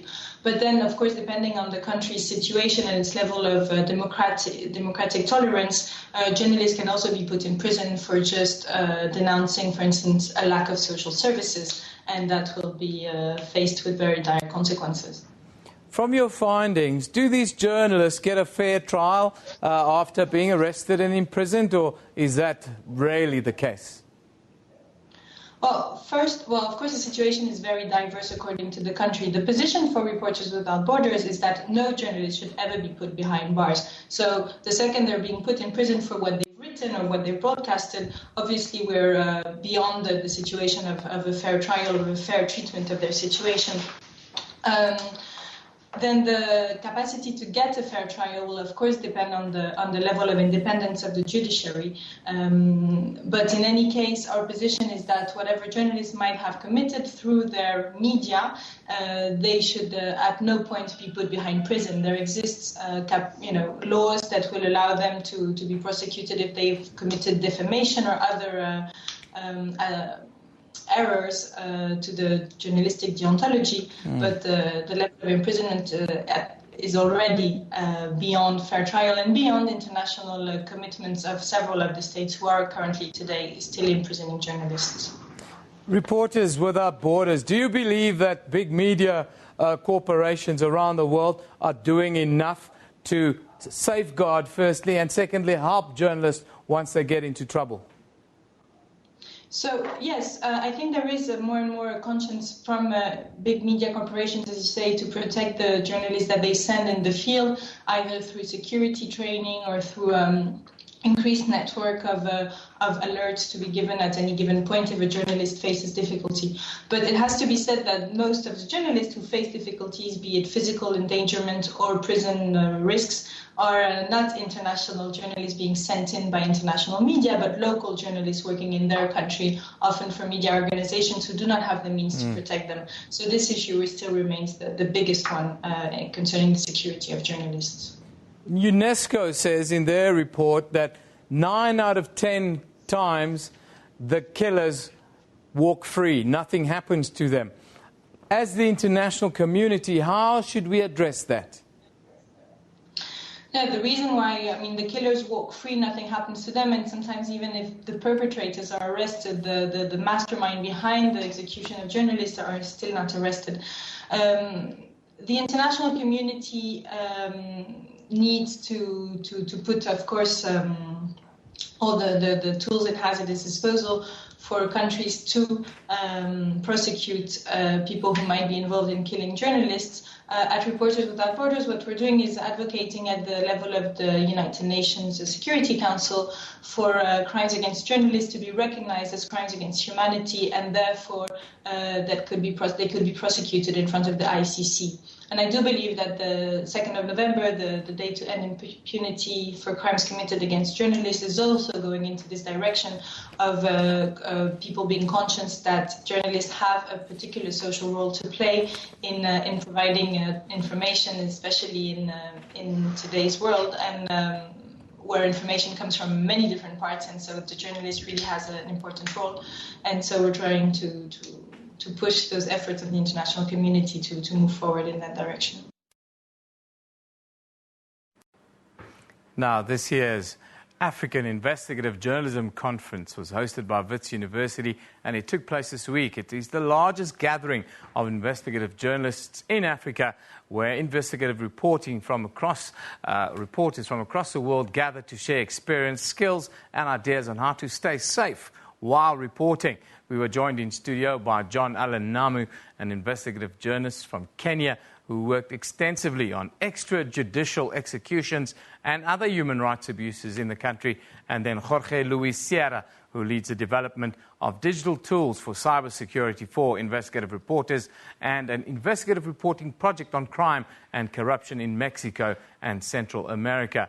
We asked them about some of the dangers of working as an investigative journalist, not just in Africa, but around the world. There's different dangers, of course. It ranges from the story that you're doing. It can be anything within the scale of death threats to actual murder, which has taken place. A couple of journalists have been killed in Kenya, to the more mundane threats that arise from doing stories that impact one way or another with government. Jorge, the situation in Mexico, we know it's very volatile. But Central America in general, is it very dangerous to be an investigative journalist there? Do you think it might even be more dangerous than in Africa? I think in some way, yes, it is. In Mexico, for example, Mexico has 82 journalists killed over the last 10 years. And the same situation is particularly similar in Honduras, El Salvador, and Guatemala. And yes, of course, some parts of Africa are very dangerous for journalists like Kenya, Somalia, some parts in Northern Africa, but there are similarities, of course. And your field, cyber investigative reporting in Central America compared to Africa, just paint us that picture. That's really extraordinarily important because now journalists are relying on the internet to work. Yeah. They're using mobile phones, computers, the internet to work, and then they need to learn about cybersecurity in order to protect their information and the identity of their sources. Yeah. Yes, that's very important. That's a new world that we're working in. John Allen, protection of journalists in Kenya specifically, media houses and other stakeholders, do they take responsibility for your safety in a newsroom? In the newsroom, we see pictures of the newsroom environment now. Do media houses give you the necessary protection?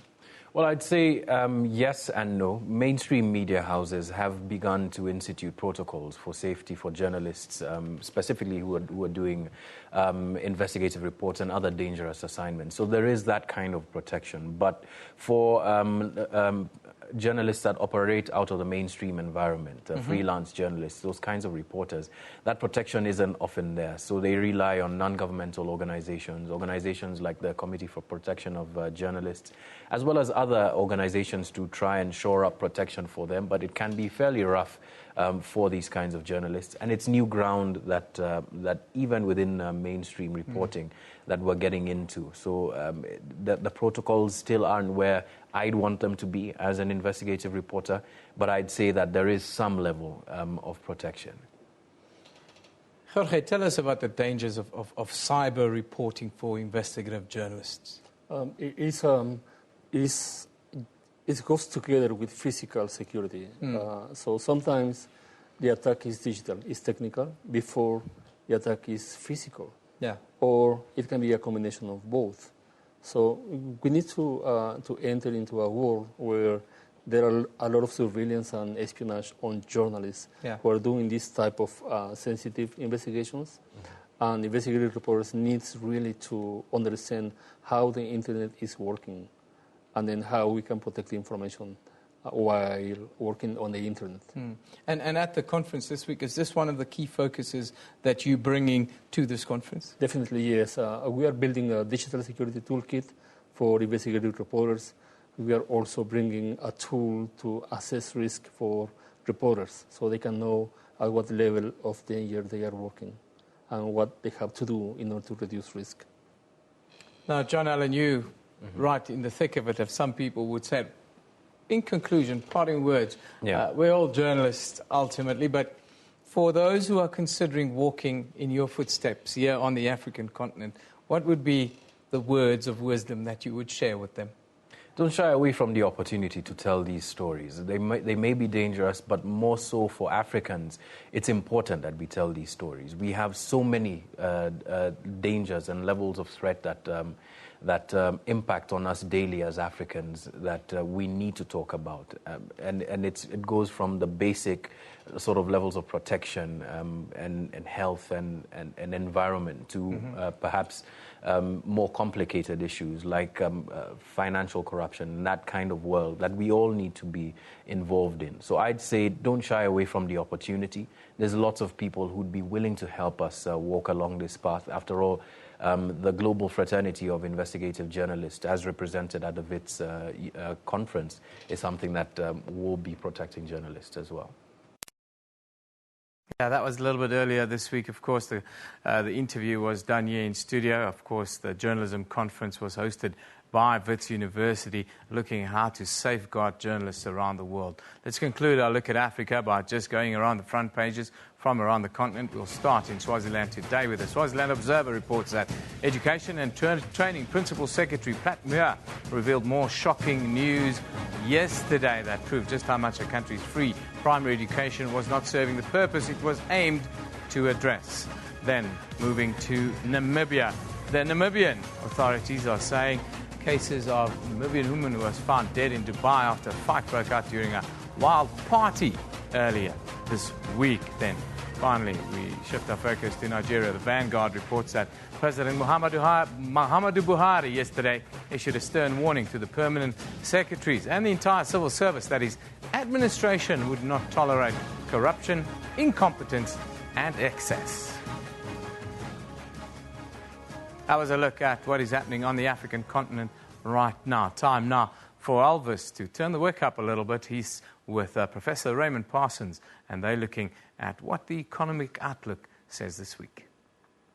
Thank you, Eben. And another dramatic week with economic news that saw an additional debate about the widespread impact of the developing drought on our economy. The potential economic effects range from its consequences for rising food prices, the impact on poor consumers, the growth rate, and even the balance of payments should South Africa end up having to import maize next year, and then a possible rate hike. Now, to discuss this and other factors relating to our economy in our weekly Parsons Economic Perspective, or our PEP Talk, we are joined by economist Professor Raymond Parsons from the Northwest University Business School. Professor, once again, a very good morning to you and welcome. Good morning, Elvis. Now, first and foremostly, what is the Parsons perspective, economic perspective, that is on the current drought? Well, I think, Elvis, we should say at the outset that a drought cycle is built into the economic history of South Africa. Mm-hmm. If you look back, we tend to have one more or less once every 12 to 14 years. Recently, we had one in 1992, and then in 2004, now in 2015. So we're not unaccustomed to these challenges. But nonetheless, this has not come at a good time. As you indicated, there are other big red lights flashing in our economy, and we could do without this extra whammy of a drought. Now, as you rightly say, of course, its potential impact, it's still in its early stages. I think there's some hope that it will eventually rain, but when, we don't know. So in the meantime, there is impact on food prices. We have to look at the poor consumers who might be affected once those food prices go up. If it is prolonged, I think it could take up to 1% of our growth rate next year. And as you indicate too, if next year we have to import maize, it will have an impact on the balance of payments. So those are all, if it was a worst-case scenario, that is where it's obviously going to hurt. Mm-hmm. And then, of course, more specifically, the farming community, and I think particularly of the small black farmers, they don't really have much protection against the weather turning against them. Mm-hmm. So I think these are all issues that are being addressed and will need to be addressed to at least soften the impact of what a prolonged drought might have on the South African economy. The young people might say, make it rain and it all will go away, but there are multiple socio-economic ramifications of the severe prolonged drought that we have. What do you think are the most important steps that government and even stakeholders, other stakeholders must take to offset the worst effect and successfully manage the situation? Well, I think fortunately both government and the private sector have already been alerted. I see some important meetings have been taking place between organised agriculture and the banking association, because obviously there are financial implications for many farmers who have to ride this out and aren't going to get the returns they expect when the harvest season comes. And there's also been some early discussions between organised agriculture and the government. So I think it will require a team effort. There are some steps and measures already being implemented. The important thing is to make them implemented and to boost confidence that we're going to manage this situation. I think for the future, in the longer term, and just coming back to the issue of the small black farmers, I think, for example, if we took a leaf out of the Indian book, they have a weather-linked crop insurance scheme, particularly to protect small farmers. And I think for the future, knowing we're going to have recurring droughts, I think we need to think about that in the medium and the longer term. So the important point now is to recognize there's a problem. The drought will have an impact on our economy at a bad time, and we will have to take some steps in order to ameliorate it, offset it, even if we can't entirely avoid it. And we must hope it will rain sooner rather than later. Now, if you look at these pictures, it's eerie pictures in terms of the drought that's taking place. But what are some of the longer-term implications of this severe drought? Well, I think the important point is to recognize that we have been here before. It is built into our business cycle every 10 or perhaps 15 years. We must learn from the past about our responses, that our responses need to be faster. We need to have all sorts of contingency plans in the background to know that this is really a semi-permanent feature of economic performance in South Africa, that every 10 or 15 years, the weather's going to catch you out.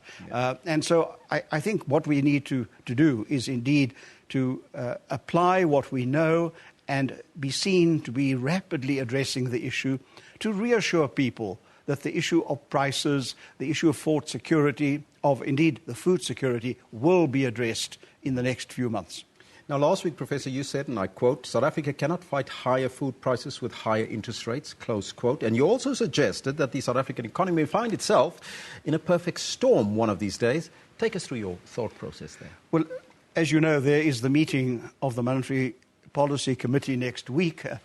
I must say they face a tough decision. It's not an easy decision. I think if I was on the committee, I would know how to vote, but it would be a difficult decision because both externally there are a lot of uncertainties. Now, a week, we used to say, is a long time in politics.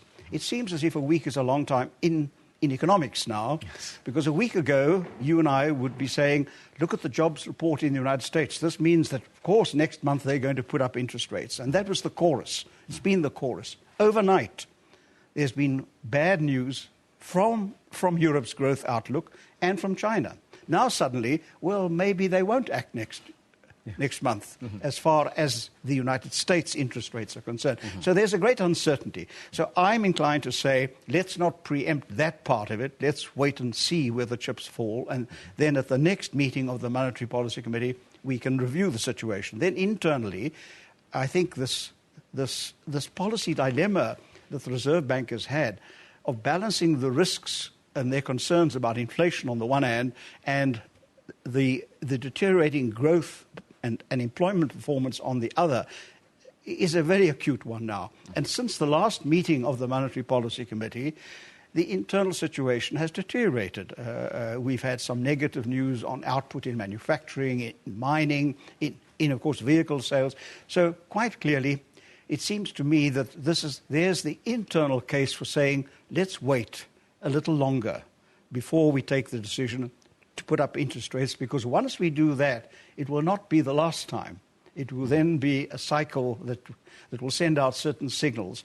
And because our economy is really so close to all this recession talk, I would not like a change in the interest rates to precipitate the situation one way or another. So I would certainly, knowing how difficult the decision is, say, well, perhaps we could wait a little longer before we turn the interest rate cycle in South Africa. But let's look at positives and negatives. What would be the positives if a rate hike is implemented? Well, I think that there are other things we have to do rather than an interest rate hike. I think we shouldn't be looking to the Reserve Bank to solve our problems. It doesn't lie in monetary policy. They've got to keep financial stability as they see it. One might not always agree, but nonetheless they have a vital and important task. They have an authoritative task to ensure that whatever else we decide is done within a framework of financial stability, that we keep inflation to the minimum, and that message will enable us, that stable framework, that stable monetary and financial framework will enable the country to take the other crucial decisions it needs. I think I've said before on this program, yes, there are global setbacks. Yes, we're not getting so much support from the world economy. But Warren Buffett made a very good comment. He said, when the tide goes out, you see who has been swimming naked.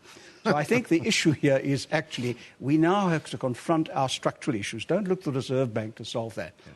It must just try and preserve a stable outlook on the interest rate front and let us get on with the other crucial decisions that we have to take. And what are some of those structural issues that you are referring to that we need to get right? Well, I've said this before, but let me reiterate. They ultimately, in a shorthand way, lie in the National Development Programme. The bulk of the answers lie there, and the important issue that now comes through is you've got to be seen to be implementing them. That's the way you create confidence, not with sort of tinkering with interest rates and that sort of thing. The important thing is to say we are addressing these structural issues in terms of the National Development Programme, and we're building confidence among investors, indeed the credit rating agencies, those out there who are looking for jobs, those who want better wages. They need to know that there's a growing economy that will accommodate those aspirations. That's the most important message of hope that we've got to put out now, given the fact that there are some difficult and indeed tough decisions to be taken, not only by government, but also by the private sector. Now, the previous week, we didn't have much time to discuss this, but I want to ask your opinion on this. A possible trade war between the US and South Africa, or we want to keep them away, not to dump their chickens on our doorstep, it looks like it. Well, look, I think, as I also said last week, fortunately, I think that common sense is prevailing, that these talks are going on, and the object must be, as in all trade negotiations, yes, of course one has to play tough on both sides, but in the end, both the US and South Africa want a win-win situation, not only for us, but also for the region. That's the same concern that one has about the drought. I mean, the drought, too, is a regional issue. So I think the whole question here about trade is we must be prepared to forge workable and sensible trade relations with an important player like the United States. In fact, just remember that it's the Western economies at the moment that are actually performing better. So let's carve out a bigger share for ourselves. Yes. Finally, Professor, a final thought for the week? Well, I think, we've spoken about having to deal with some big challenges, and there is a saying that I think it was Kipling who said, how to keep your head when all those around you are losing theirs. Remember always that a crisis is an opportunity. It shows you what new opportunities, to take a fresh look at certain things and be willing to take fresh, tough decisions to send out the message that you are going to get on top of these problems. That, in the end, is what actually builds confidence. Professor, thank you so much, as usual, for your time. Thank you. That was Professor Raymond Parsons from the Northwest University Business School in our weekly wrap of the economic news. We call it the Pep Talk, Parsons' Economic Perspective. Now, Newsroom will be back at the top of the hour, so you don't go away. Do not touch that remote. Stay tuned to your favorite channel here on Channel 403.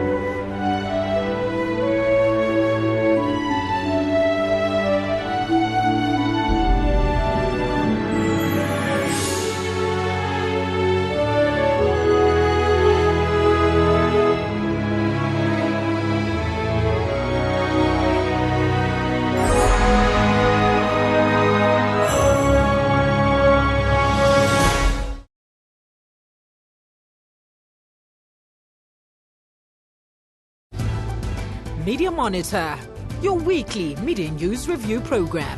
It was squashed some few months back, but obviously this is something that is going to hang around Pravin until it is actually dealt with. If he didn't know, then he wasn't doing his job.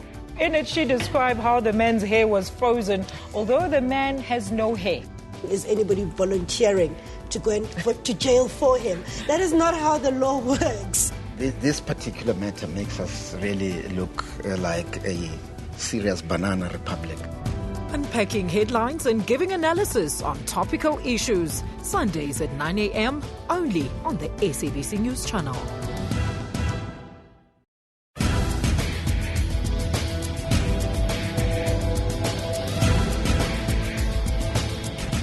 In Africa, mobile devices are tools to make payments, browse the internet, and keep governments in check with social media forums. It's given an average African too much power in their hands. And tech creativity is solving some of the continent's problems. Everything is internet-driven. And on Network, we tell you how Africans are using technology and social media in their everyday lives. Join Siphumelele Zondi on Network every Sunday at 19:30 CAT.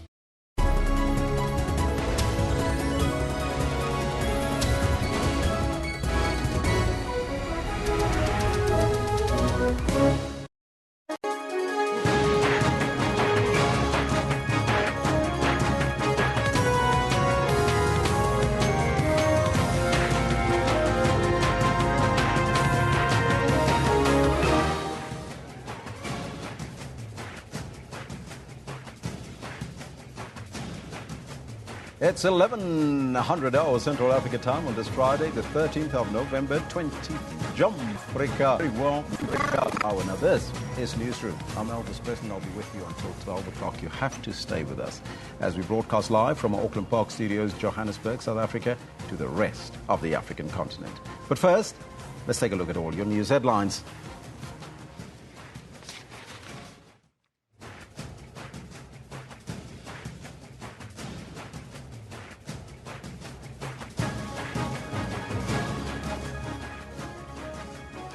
Miners arrested and injured at Marikana want the Deputy President, Cyril Ramaphosa, to apologize and compensate all those who were affected. Suspended National Police Commissioner Ria Piecha is now seeking legal advice after a report by the Ministerial Reference Group accused her of the SAPS financial losses and treating some senior police members with prejudice and discrimination. And Burundi has been put on notice by the UN Security Council to reject violence, return to international-led mediation efforts, or face additional measures against those who impede efforts towards a peaceful solution to the country's deteriorating situation. But before we get to our top story, first let's find out what's happening on the sports field with Pearl Shongwe. Very good morning to you once again. Good morning, Alphas. Thank you very much. Well, this is what we have coming for you from the world of sports today. The results from last night's Africa 2018 FIFA World Cup qualification. We'll take a look at those as well as tonight's fixtures. South Africa's Takeo Sexwale, one of 5 approved FIFA presidential candidates, says he has a plan in mind to rebuild the image of the global football mother body. And Toyota SA has announced the team that will tackle the 2016 Dakar Rally, starting from January the 2nd to the 16th in Argentina and Bolivia in the new year. It's these and other sports stories coming to you from Newsroom. But for now, it's back to Elvis. Thank you, Pearl. She will be back later with more. But right now, our top story this hour. The marine protected area in the Dweza Nature Reserve along the Wild Coast near Willow Vale in the Eastern Cape will from the 1st of December be open to local fishers, but with specific conditions. The decision to allow people to fish in the area comes after a long battle between the community and government. A first of its kind in South Africa, the rezoning of a marine protected area with restrictions. But only 17 kilometers of the 24-kilometer stretch of the coastline will be open. The no-fishing zone will remain in place on the other 7-kilometer. This area is a buffer zone where the fish breed.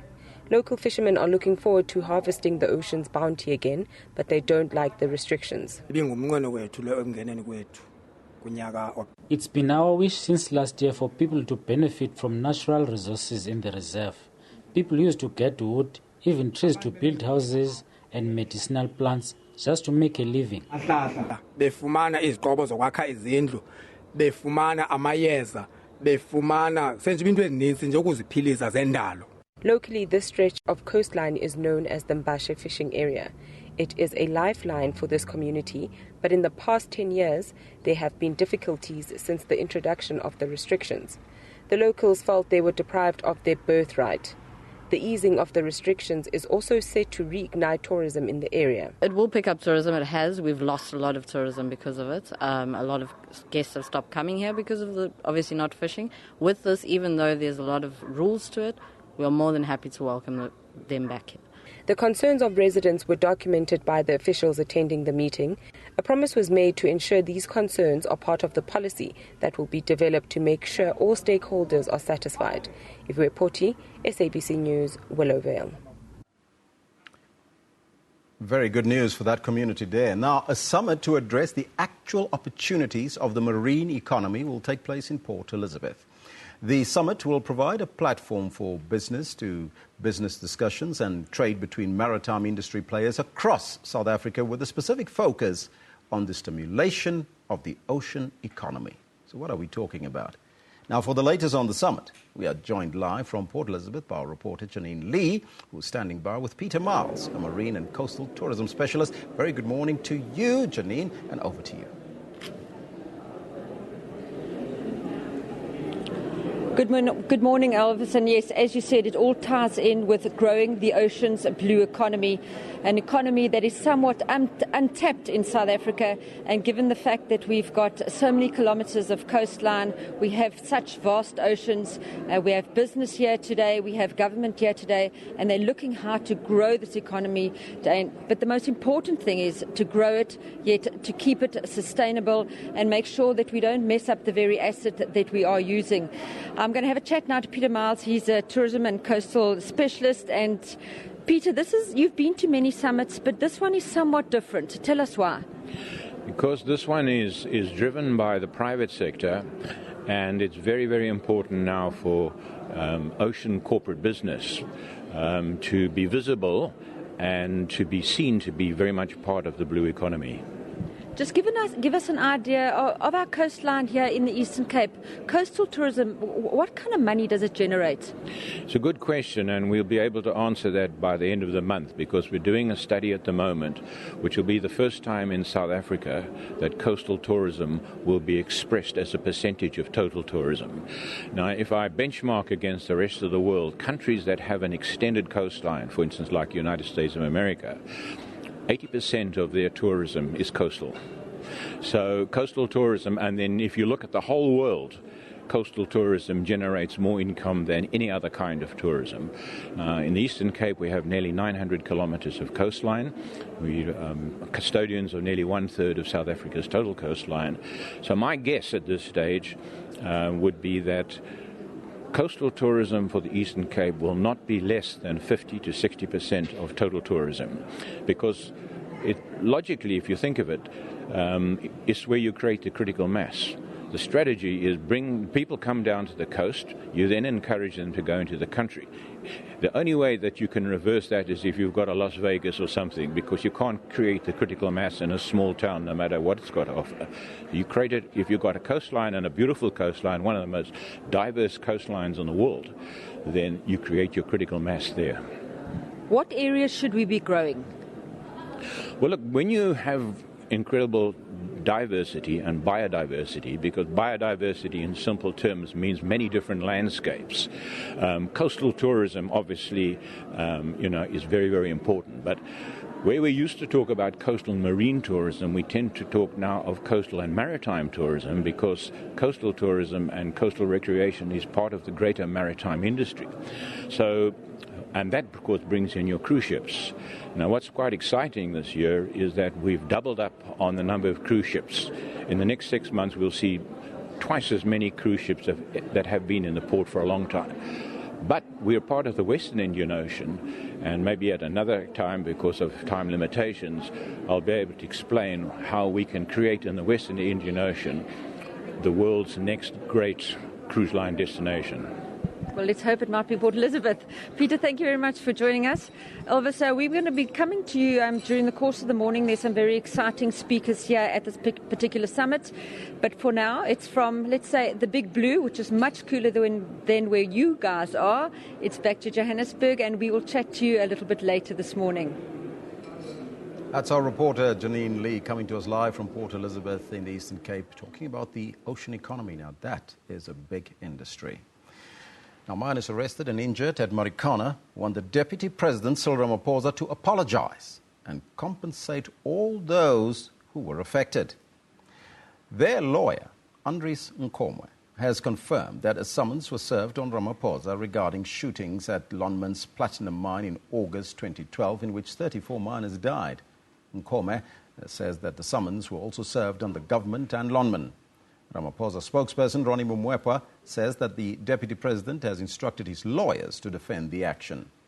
Ramaphosa earlier told Parliament that he could not answer questions on Marikana, as he had been issued with a summons in his personal capacity.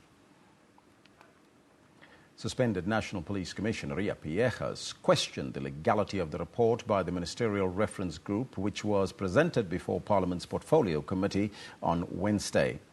In the report, the MRG accused Piecha of the SAPS financial losses and treating some senior police members with prejudice and discrimination. Police Minister Nathi Nhleko hence found her guilty of misconduct. Piecha says that both these reports are unlawful and unethical and she's now seeking legal advice. If you are going to go out public and stand out there and say somebody is guilty of perjury, guilty of criminal conduct, you should have given that person the opportunity to appear before you, to give her the charges, to allow her to present her story, to present her records. That was never done. Not in the reference group. I've never seen those people. I can't point at one of them. I don't know who they are. I've never appeared before them. And I have requested that information in writing to the minister much earlier to say who are these people and how do we engage them. Judgment is expected this morning in the bail application of 3 police officers accused of killing a robbery suspect, Kulakani Mpanza, in Krugersdorp, west of Johannesburg. In CCTV footage released last week, the police officers are seen shooting Mpanza execution style. Constables, Titus Mabela, Jason Sehola and Sergeant Puleng Sebetwa all face charges of murder and defeating the ends of justice.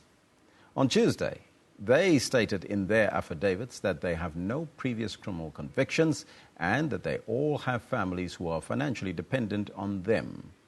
They added that they aren't a flight risk and that they can afford bail of 3,000 rand. It's still unclear whether the state actually opposed their bail, as this was never stated as fact during the bail application. Hundreds of off-duty police officers and members of the public are again expected to show support in the three's case today. The officers have threatened to stop combating crime and partake in a go slow if their colleagues are denied bail.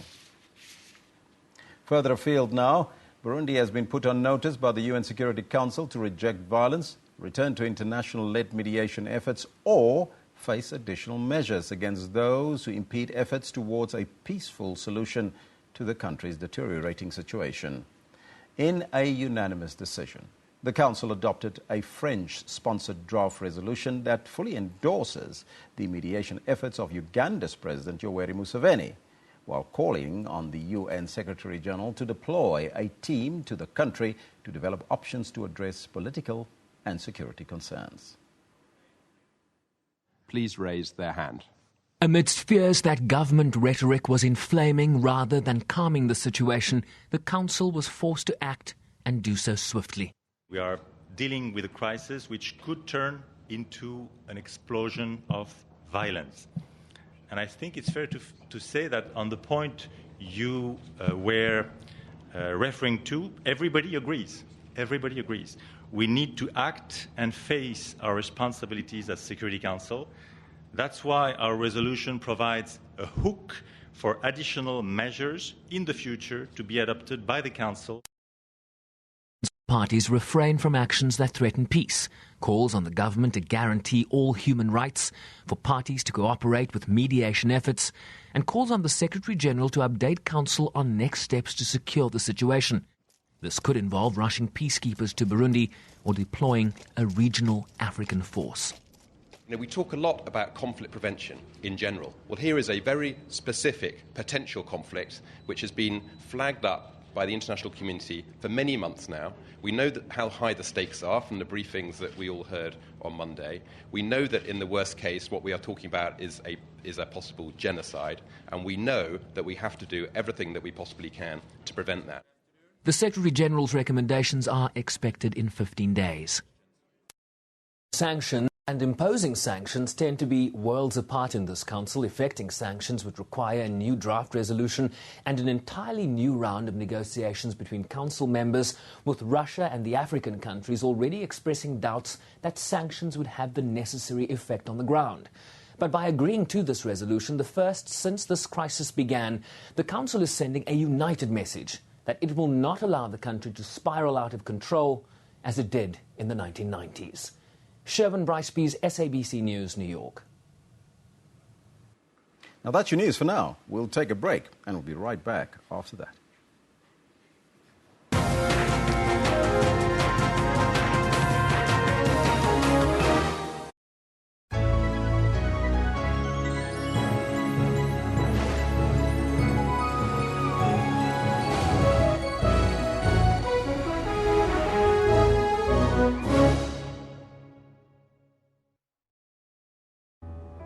road to greatness is not an easy one.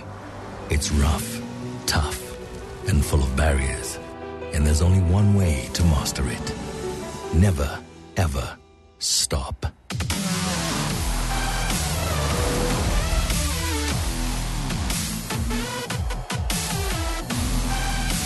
Dauntless, the all-new Audi Q7.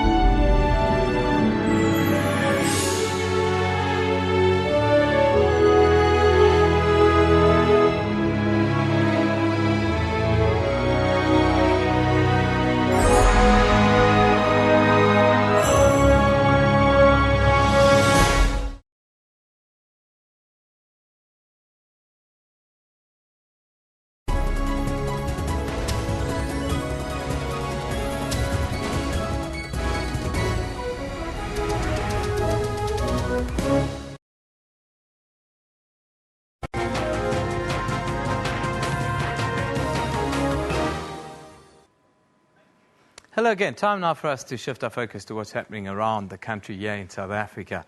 Interesting story this. They are used to fetch water and as transportation, but soon the Northwest Province will send donkey meat to the People's Republic of China.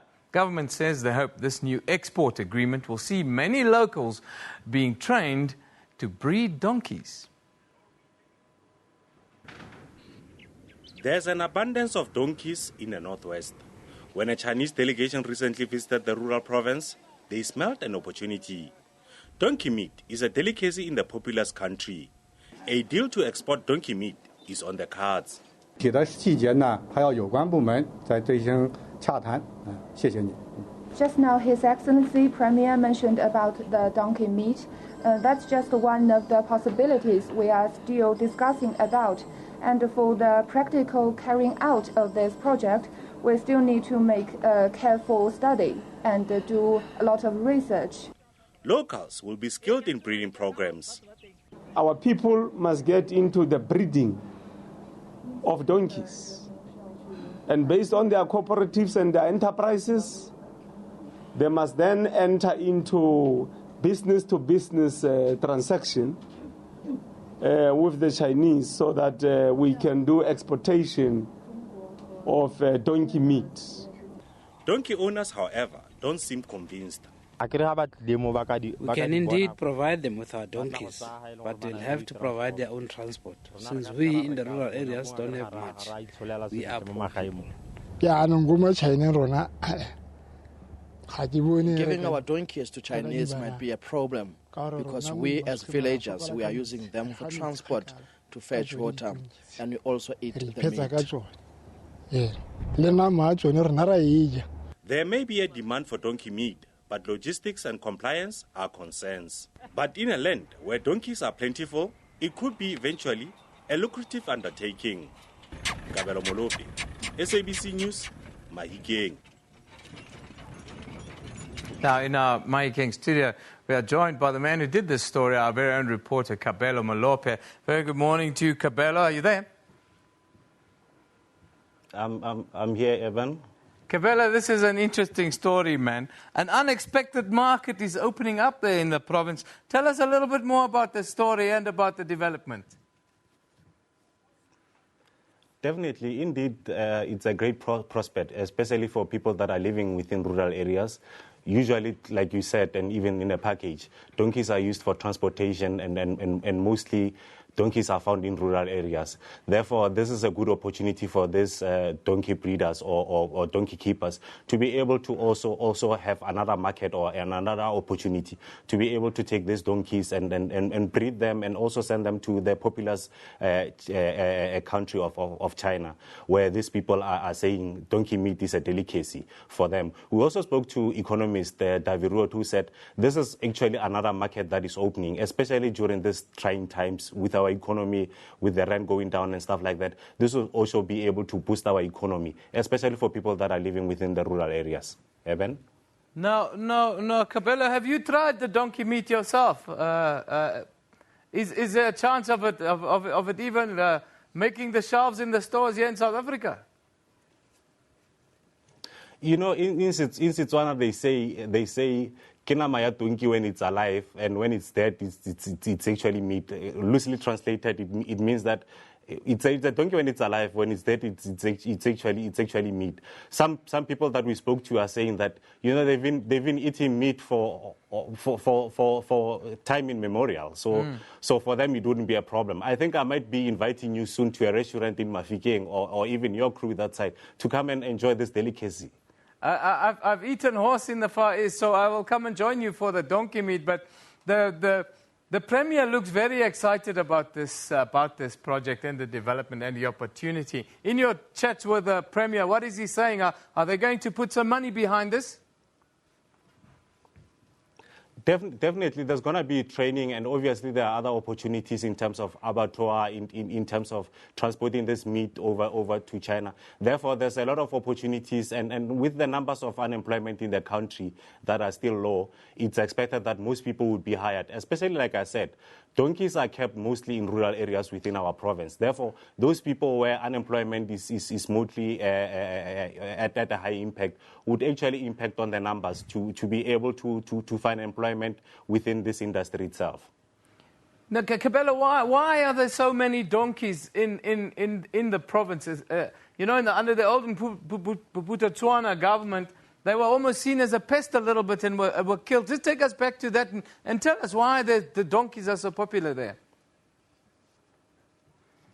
Speaking about that, you'll remember the song during the early 80s, which was done by Blondie Makene, which says, "Donkey di apoka in Bophuthatswana," when the then president of Bophuthatswana, President Lucas Mangope, then decided that the population was actually too high. There was actually also a problem with the drought at that time. So they felt that with the high population of donkeys in the country at that time, it was actually not working for them. So therefore they decided to cull some of these donkeys at that time.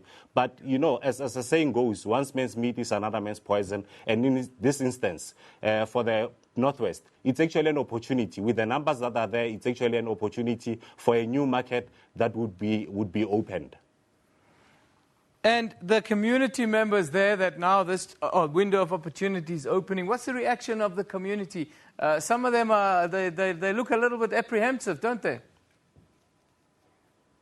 Yeah, some of them are saying, you know, they've been relying on these donkeys for transportation, especially with the challenges that they're having with transportation, especially when they have to fetch water. But some are saying, look, we've been eating these donkeys for the rest of our lives. Therefore, it would be a bit difficult for us to sell all our donkeys to the Chinese. And especially with the current drought, most of the number or the population of donkeys in the province has actually gone a bit down. Therefore, it might be a problem for them. But some are saying, are positive about this new move to say, look, indeed, we can sell some of our donkeys, but some are saying, no, we can't even sell these donkeys because of transport purposes, and also we eat these donkeys. And how long does it take for a donkey to mature? If we talk about farming donkeys in the area, before you can butcher a donkey, how long? Is it a year, 2 years, 3 years? Do you know?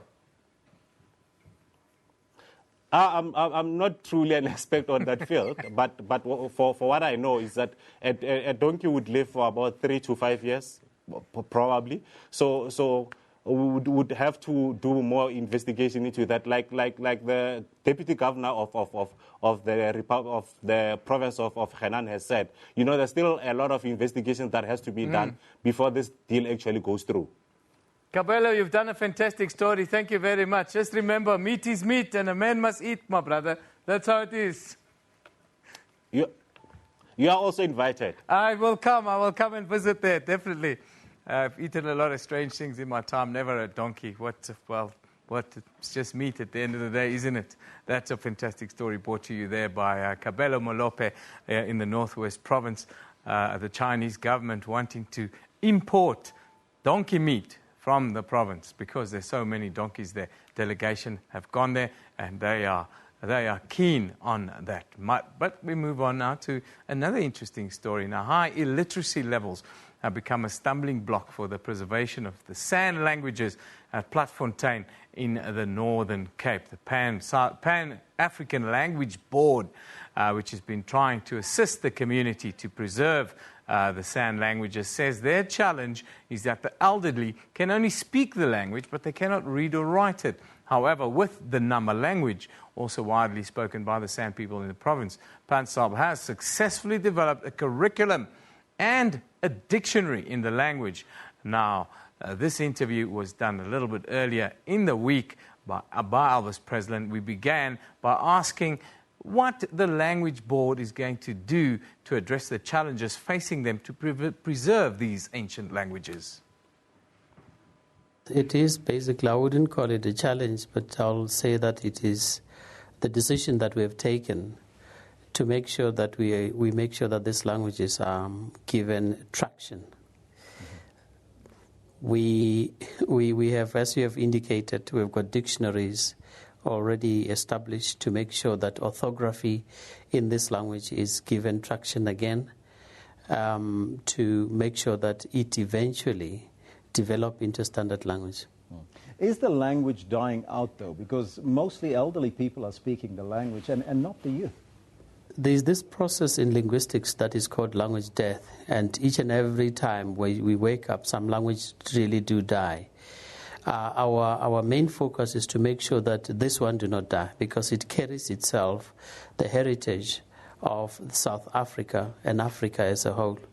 The only way to preserve it is to get its orthography and ensure that it also can be taken to school, become part of the curriculum, and we make sure that the little ones that are at school are eventually going to study the language itself. The next step obviously will be to encourage that it can be transferred to tertiary education so that you have teachers who are going to be teaching the language, and it form the repertoire of South African languages. Now tell us about some of the successful efforts that you've put in place in documenting the Nama language. The first one that is very important for us is about the dictionary that we referred to. Because with the dictionary, we pick up the vocabulary, we pick up how the words are pronounced, we pick up the nuances of language, and from there we establish the grammar and make sure that the grammar is basically consistent, and for everybody to be able to speak the language and to write the language in a formalized way. And this is basically very important. You take the dictionary to school, you introduce the little ones and the teachers to the dictionary, so education through that language is going to go on.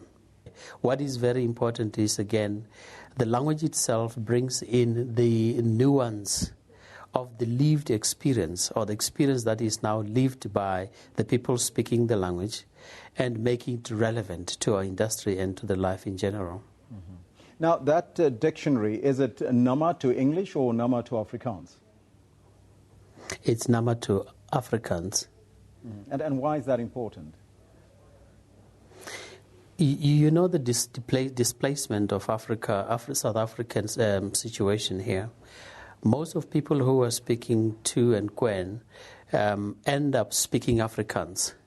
And that basically make them to, the influence of Afrikaans spread over those people because of subjugation that we faced in the past. And with that process, the language of the Tu and Que get evaded and eventually lost the rhythm and even the presence within those people. Mm-hmm. Hence, as you have indicated correctly, that it is spoken by elderly people. The young ones might not be able to be fluent in that language. So we think that studying and based it on Afrikaans is the best way to do it. But again, if you're looking at the Northern Cape, Afrikaans is in majority spoken by both white, brown people and the African people. So there's no way that you can deny the fact of using Afrikaans as a medium that will be able to elevate the Tu and Que. The Tuetaleche approach is very important. Now, your vision for, as PanSAB, for the vision for the Platfontein language moving forward, you did indicate that you want to take it to the primary schools and then high schools and obviously to tertiary institutions later. You might have noted that there are radio stations that are broadcasting in these languages. We would even want to ensure that there is a television station in which these languages are going to be given platform to. And again, we wanted even to make sure that there are newspapers that would ensure that this language is given traction again.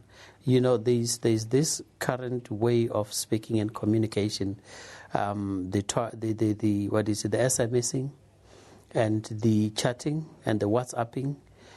If we encourage the little ones who now owns cell phones in majority these days to twang, to SMS and to chat through this language, you're giving it traction. The fact remains that we also need to encourage the tertiary institutions to do research in this. And then again, to make sure that this is going to be part of the curriculum for anyone who's going to do teacher education. I think it's going to be a very exciting journey, Mr. Monoreng. Thank you so much for your time in joining us. From the length and breadth of our country, all the corners, the San languages, a dictionary, well, it's about time for the language to get the official status that it deserves here in South Africa. That wraps up the regional outlook for us. After a short break, Pearl is going to give us another sports update. See you then.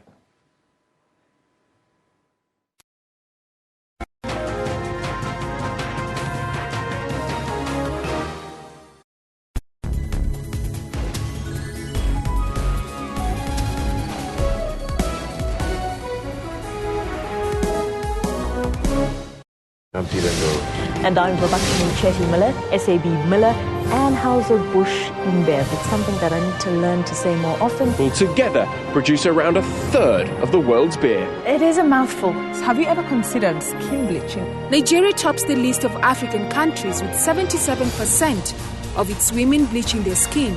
Now I can see that it is not good because it affects my face and some of my body parts. Thousands of Arab Israelis and Palestinians participated in a big rally. Flight MH17 was shot down by a Russian-made missile. How those chips may fall is a prediction best left to the currency of time. That's Primetime News, Africa Journal, and your world on SABC News. SABC News. We report, contextualize and present news and current affairs honestly, fairly and fully. We consider it a duty to provide consistent, relevant, useful and top-quality information and analysis. Our mission is to provide credible, accurate and interesting news programming, bringing news into everyone's homes in everyone's languages. Thank you, South Africa, for relying on SABC News for quality news output and for making us your #1 source of information. SABC News, Africa's news leader.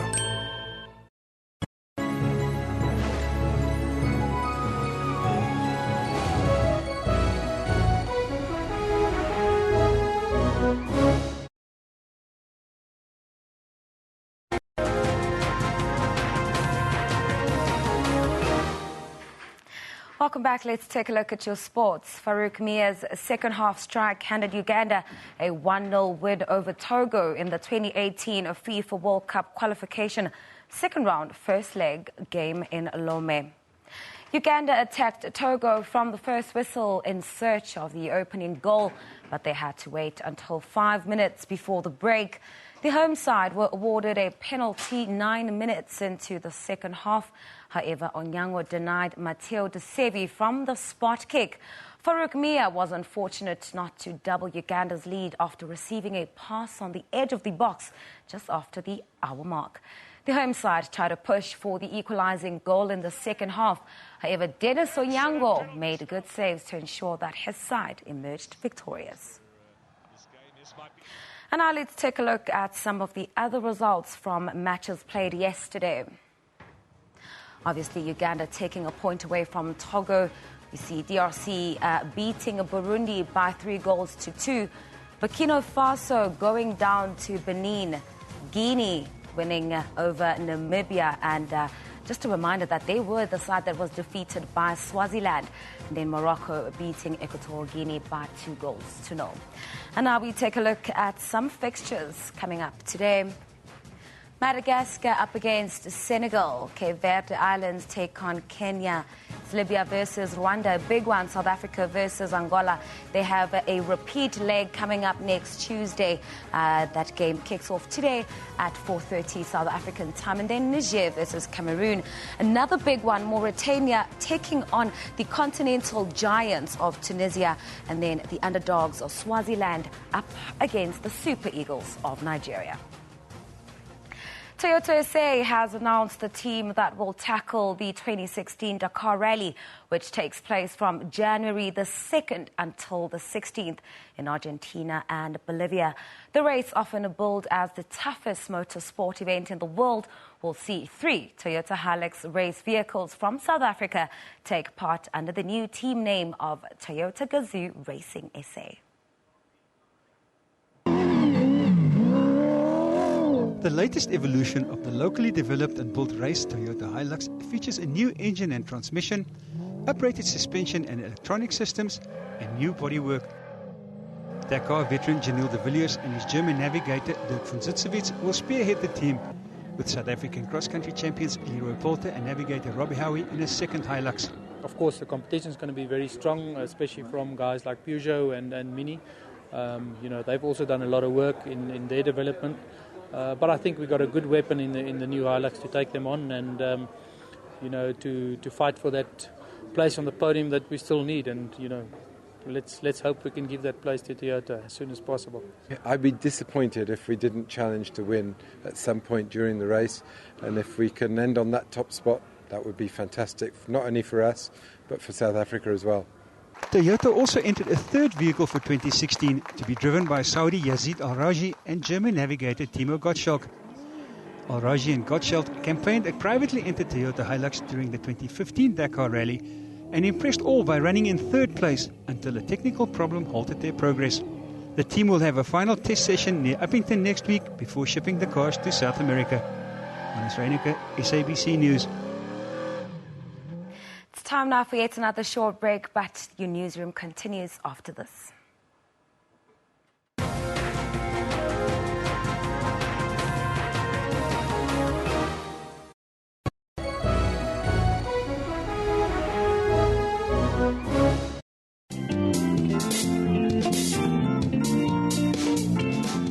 Dudu had always been around boys from a very young age. I've always been a girl who wants to intimidate boys. I want to do things that men can do. With education, it was the key. It was the first thing that I needed to do. I got an opportunity to go work overseas. Kim Burrell as well, where she trained me on my vocal exercises and whatever. And I thought, this is your passion and this is what you need to do. Join me, Pule Mulebati, on your show about those who take on and conquer life's challenges every Saturday at 5:30.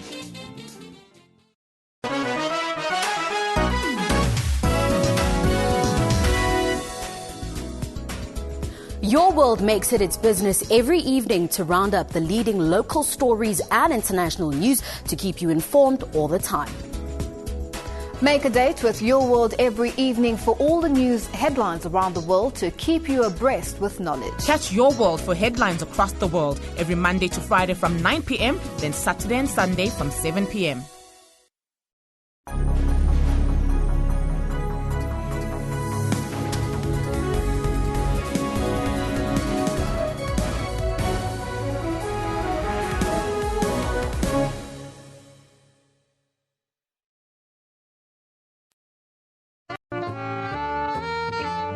Yeah, well, that was what we're looking forward to a little bit later as we close. But before we close, we've still got some work to do. Can't all be play. Time for us now to have a look at the wrap of the week. These are the top stories that we've put together in a little package to take you back on the journey in news this last 5 days. Taps ran dry as another heat wave swept across most of the country this week. As record temperatures were recorded in certain provinces, water tankers had to be sent to several suburbs in Johannesburg after water towers almost ran dry, while 2 hospitals were without water. While government has denied water shortages in Johannesburg constitute a crisis, Rand Water has blamed local authorities' neglect of maintaining infrastructure for the problems. The South African Police Union said the verdict in the Mida Masia murder trial should be a lesson to all irresponsible police officers. This after 8 former police officers convicted of murdering the Mozambican taxi driver were all sentenced to a lengthy 15 years in prison. While handing down the sentence, Judge Bert Bam described their actions as barbaric in the Pretoria High Court. Scenes of tear gas and stun grenades played out outside of Parliament again this week, this time to disperse striking Nahawu workers who had burst into Parliament's Police Portfolio Committee room. Proceedings were disrupted throughout the week as Nahawu union leaders and Parliament management have been locked in continuous meetings. Staff affiliated to the trade union are protesting over performance bonuses and better working conditions. Examinations at the University of the Western Cape are set to continue on Monday, and cancelled exams will be repeated from the 1st of December. All academic activity was brought to a halt because of violent protests on campus. 15 students were arrested after clashes with police on the Belleville campus earlier this week. Chaos erupted when protesters started fires across the campus. And then suspended National Police Commissioner Ria Piecha says she's going to take legal action against the authors of critical reports against her. This after Police Minister Nathi Nhleko's ministerial reference group made both criminal and misconduct findings against her. Her critics say the terms of reference into her fitness to hold office must also include charges contained in the Police Ministry report. Those are the big news items this week here in South Africa. Now, as it's Friday, Newsroom always like to take you into the weekend on the right note with a live performance. Earlier, Elvis sat down to talk to the men from the Battle of the Sexes tour. Take a look at this interview and then we'll play the music a little bit later.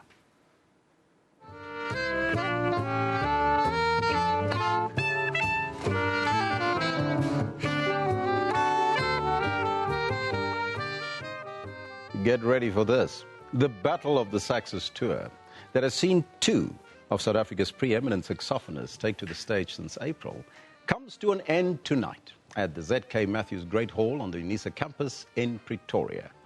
Now, with a classical and jazz saxophone, jazz rhythm section, plus a string quartet, this one-of-a-kind project pays respect to both jazz and classical styles, while lending itself to uniquely South African influences.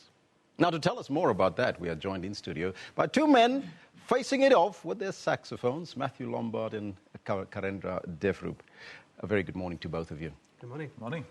Let's start off, in fact, I'm going to throw it out to both of you. Which one wins, jazz or classical? I've had a lot of my students ask me that, and my answer is always, you'll have to come watch the concert and see. Yeah, exactly. How did it all start? Because this is the first for South Africa. Is it? Yeah, I'd say it's definitely a first. It started out, goes back to when Matthew was part of our UNISA national competition, wind competition, and I've known Matthew for many years, and at the end of the competition, he says, we should stimulate saxophone around the country. It's not a popular instrument like some of the others. And one thing led to another, and last year we started out doing the National Saxophone Symposium, which was a tremendous success. Went around the country to all communities. And following on that, I think Matthew took the lead and decided, well, let me go and commission a work for jazz and classical saxophone, which led to one very big work being written. And then I guess he put the idea together and said, maybe we should put a group together and put a tour in. And the rest is history. Here's the tour. I tell you. Now, the project also features a jazz rhythm section. Tell me a little bit more about that. Well, what we thought would be really exciting, other than just having jazz and classical saxophone, is to have the counterparts in terms of accompaniment. Typically, jazz saxophone will play with a rhythm section, drums, bass, keyboard, kit, and the classical saxophone, there's a lot of really good South African music written for saxophone and strings. And as a result, I got the help of the Evolution of Four String Quartet, who've joined us on this tour as well. And they add such a nice feel to the combination as a whole. Now, the tour, you've gone around the country, from Durban to Johannesburg. How has it been, reception? It's been very good. Fantastic. Yeah, we've really had great response. Yeah. Yeah, it's unique to different parts of the country. The reception, and we've gone into historically jazz environments like the University of KwaZulu-Natal, big jazz program, and then into Cape Town, which is a traditionally classical. there's been no difference. I mean, people loved both. I think they appreciate the fact that these two styles of music can exist side by side, with due respect to both art forms. Don't you get the classical snobs, so to speak, as well as the jazz snobs that say, no? Have you ever found that? We haven't found it in the country, but it is true. I think internationally, if you speak to some saxophone players or classical musicians, jazz musicians, say, well, the true art form rests with the true musicians. However, there are artists such as Wynton Marsalis, who crosses both art forms. He was the first artist to win a Grammy in both categories in the same year. Branford Marsalis is a famous jazz saxophone player, ventured out and did a classical album and said, boy, this stuff is tough.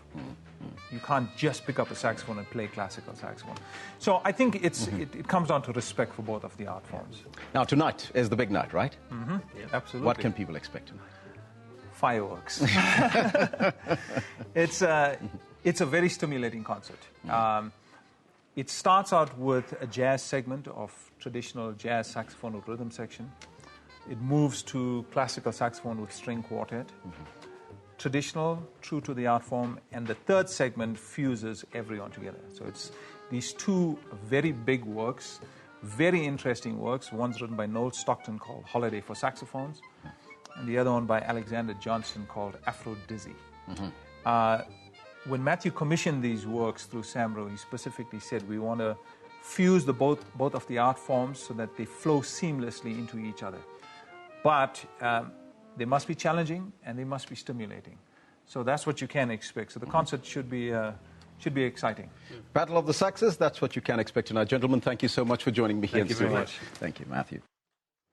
Thank you very much, Elvis. Thank you. Battle of the Saxes, man. That was just so cool. They'll be blowing up a storm in Johannesburg tonight. Classical music and jazz. What a combination. What a combination. Wonderful. So a little bit too old school for me, Elvis, but I'm good to go into the weekend with any music. Before we wrap it up, though, Anini's here. Anini's about to say goodbye to the Newsroom show, but we've got to call a business. Let's just have a look at our question that we ask before we cut the cake with Anine. She'll be leaving us. Now, we ask you if road safety campaigns in South Africa are successful or are they a waste of money? That's the question. Are they working? The numbers are saying that, well, people are still dying on the roads despite that. What is Justice Project saying, Anine? Well, they tweeted us that road safety campaigns in other countries have been very effective as part of strategy. For example, Australia. South Africa ignores best practice.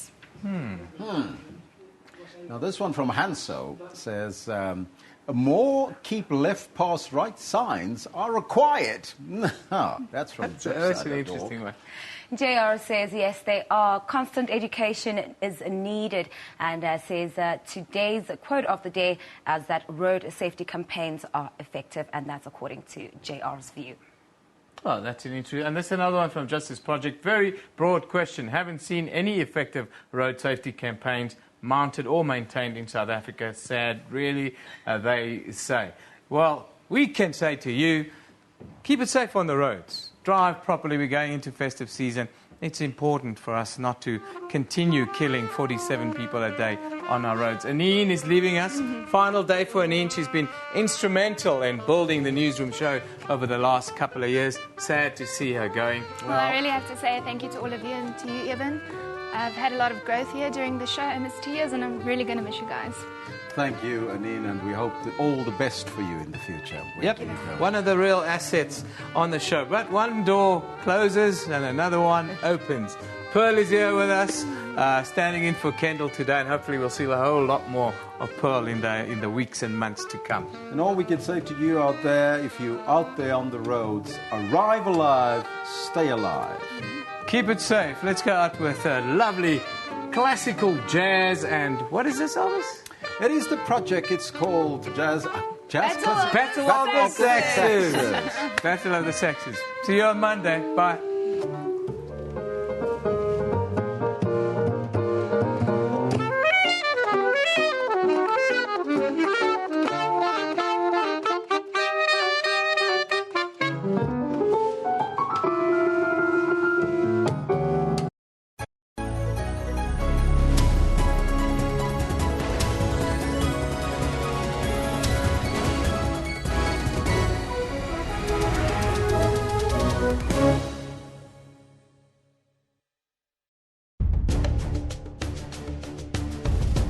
Are you saying the king must go to jail? You are not royal blood, therefore you are going to serve time on behalf of the king.